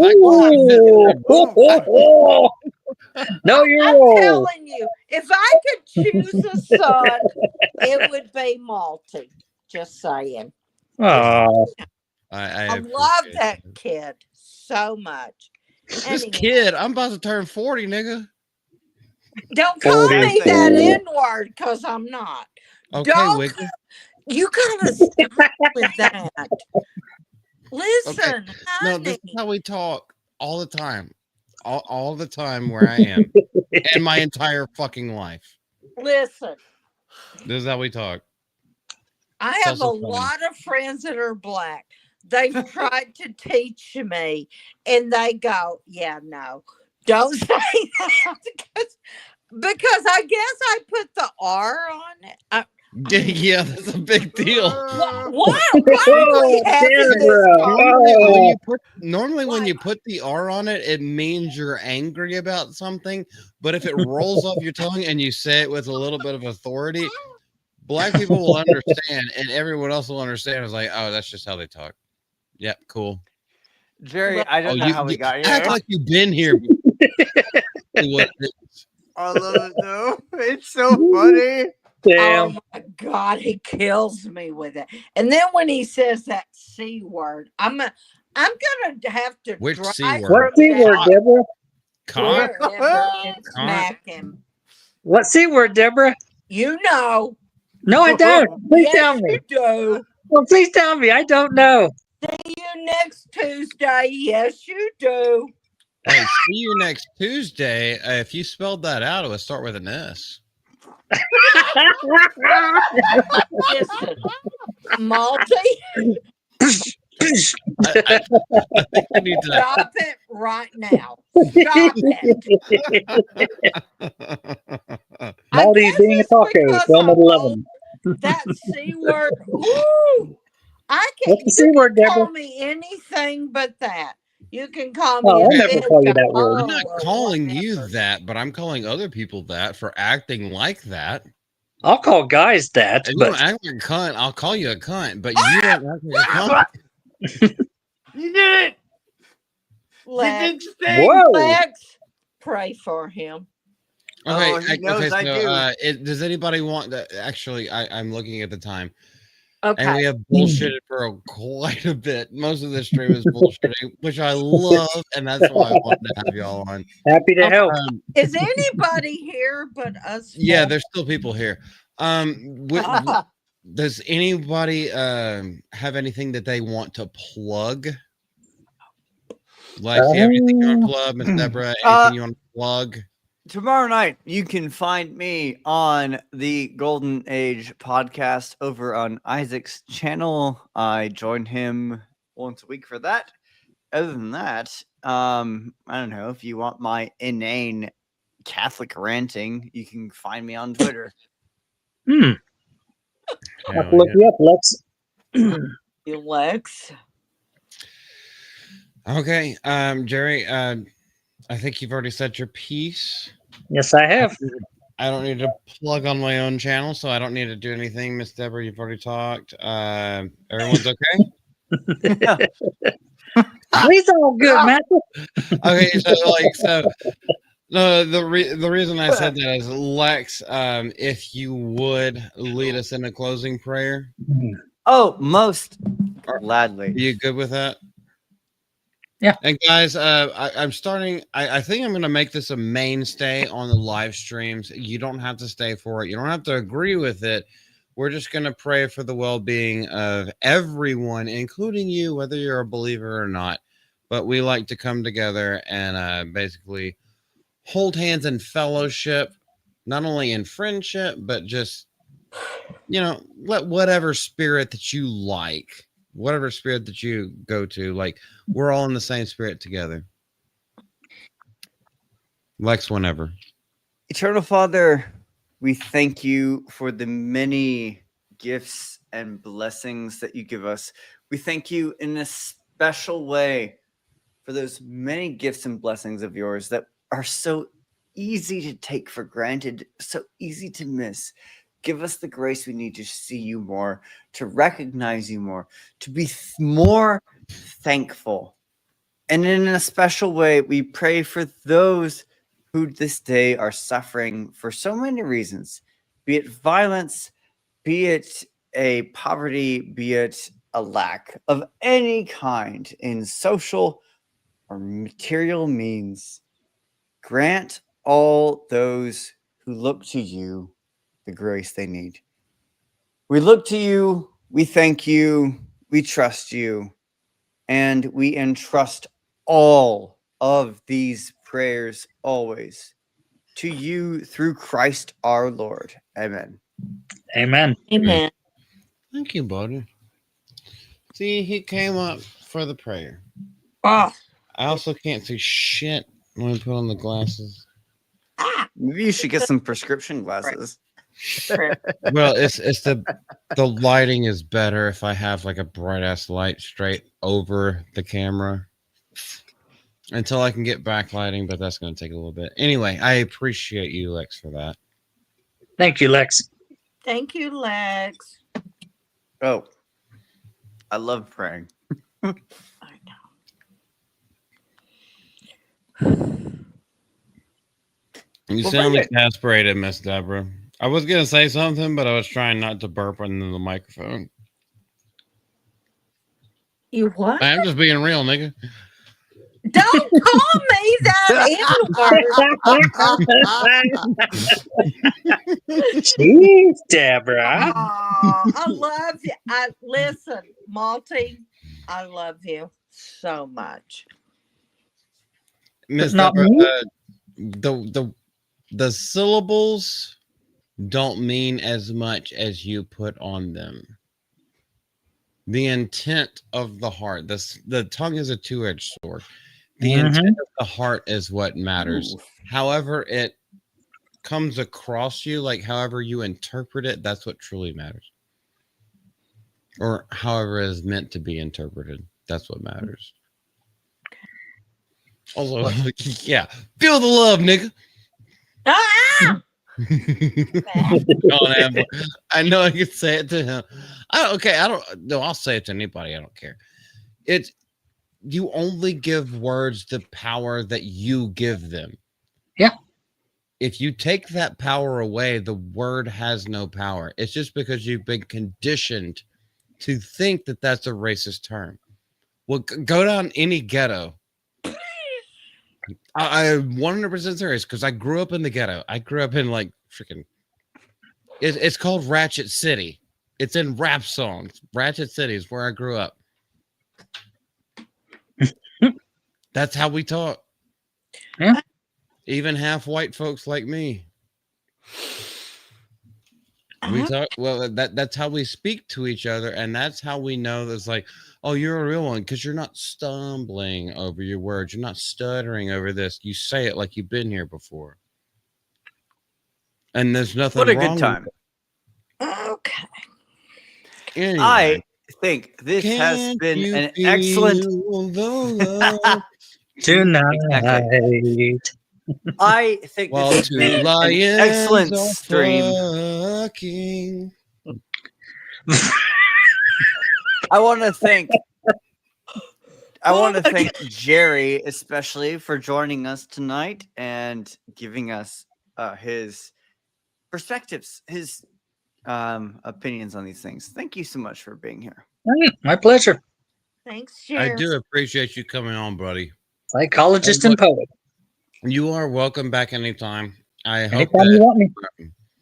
Yeah, well, let's keep in touch. So, if there are some topics that you are more of an expert on, or feel like you have more to say on, yeah, let's keep in touch. So you can come back on at any time you want to, man. Yeah.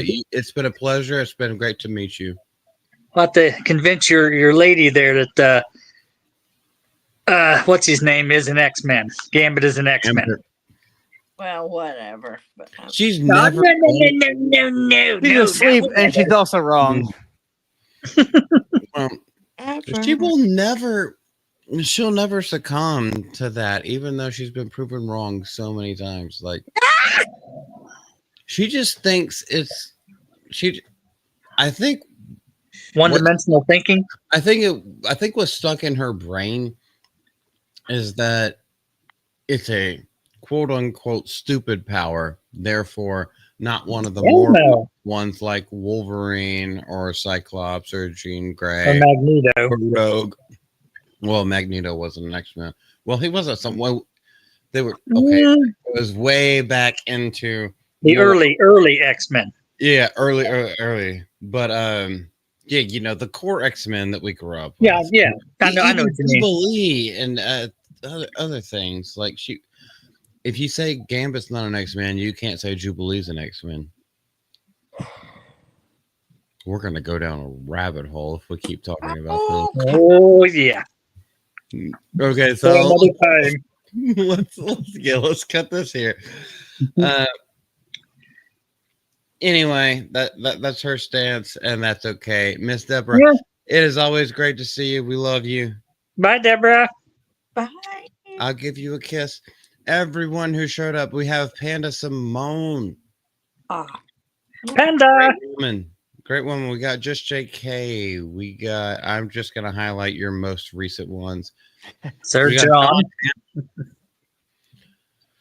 Yeah, that's Sir John. We got Kaylee Scope. I will check out the DMs later. I hope you got that in the chat somewhere. We have had the Saska sisters in here, which is a greatly thankful for that. I don't know why. Yeah. I don't know why they stayed. We hope they got through their horror movies tonight. Yeah, I don't know why. I don't know how the hell I saw them for so long in this. I was like, y'all are still here. I appreciate it. There's been other people. Who the fuck am I missing? I'm probably going to scroll straight over them. It's okay.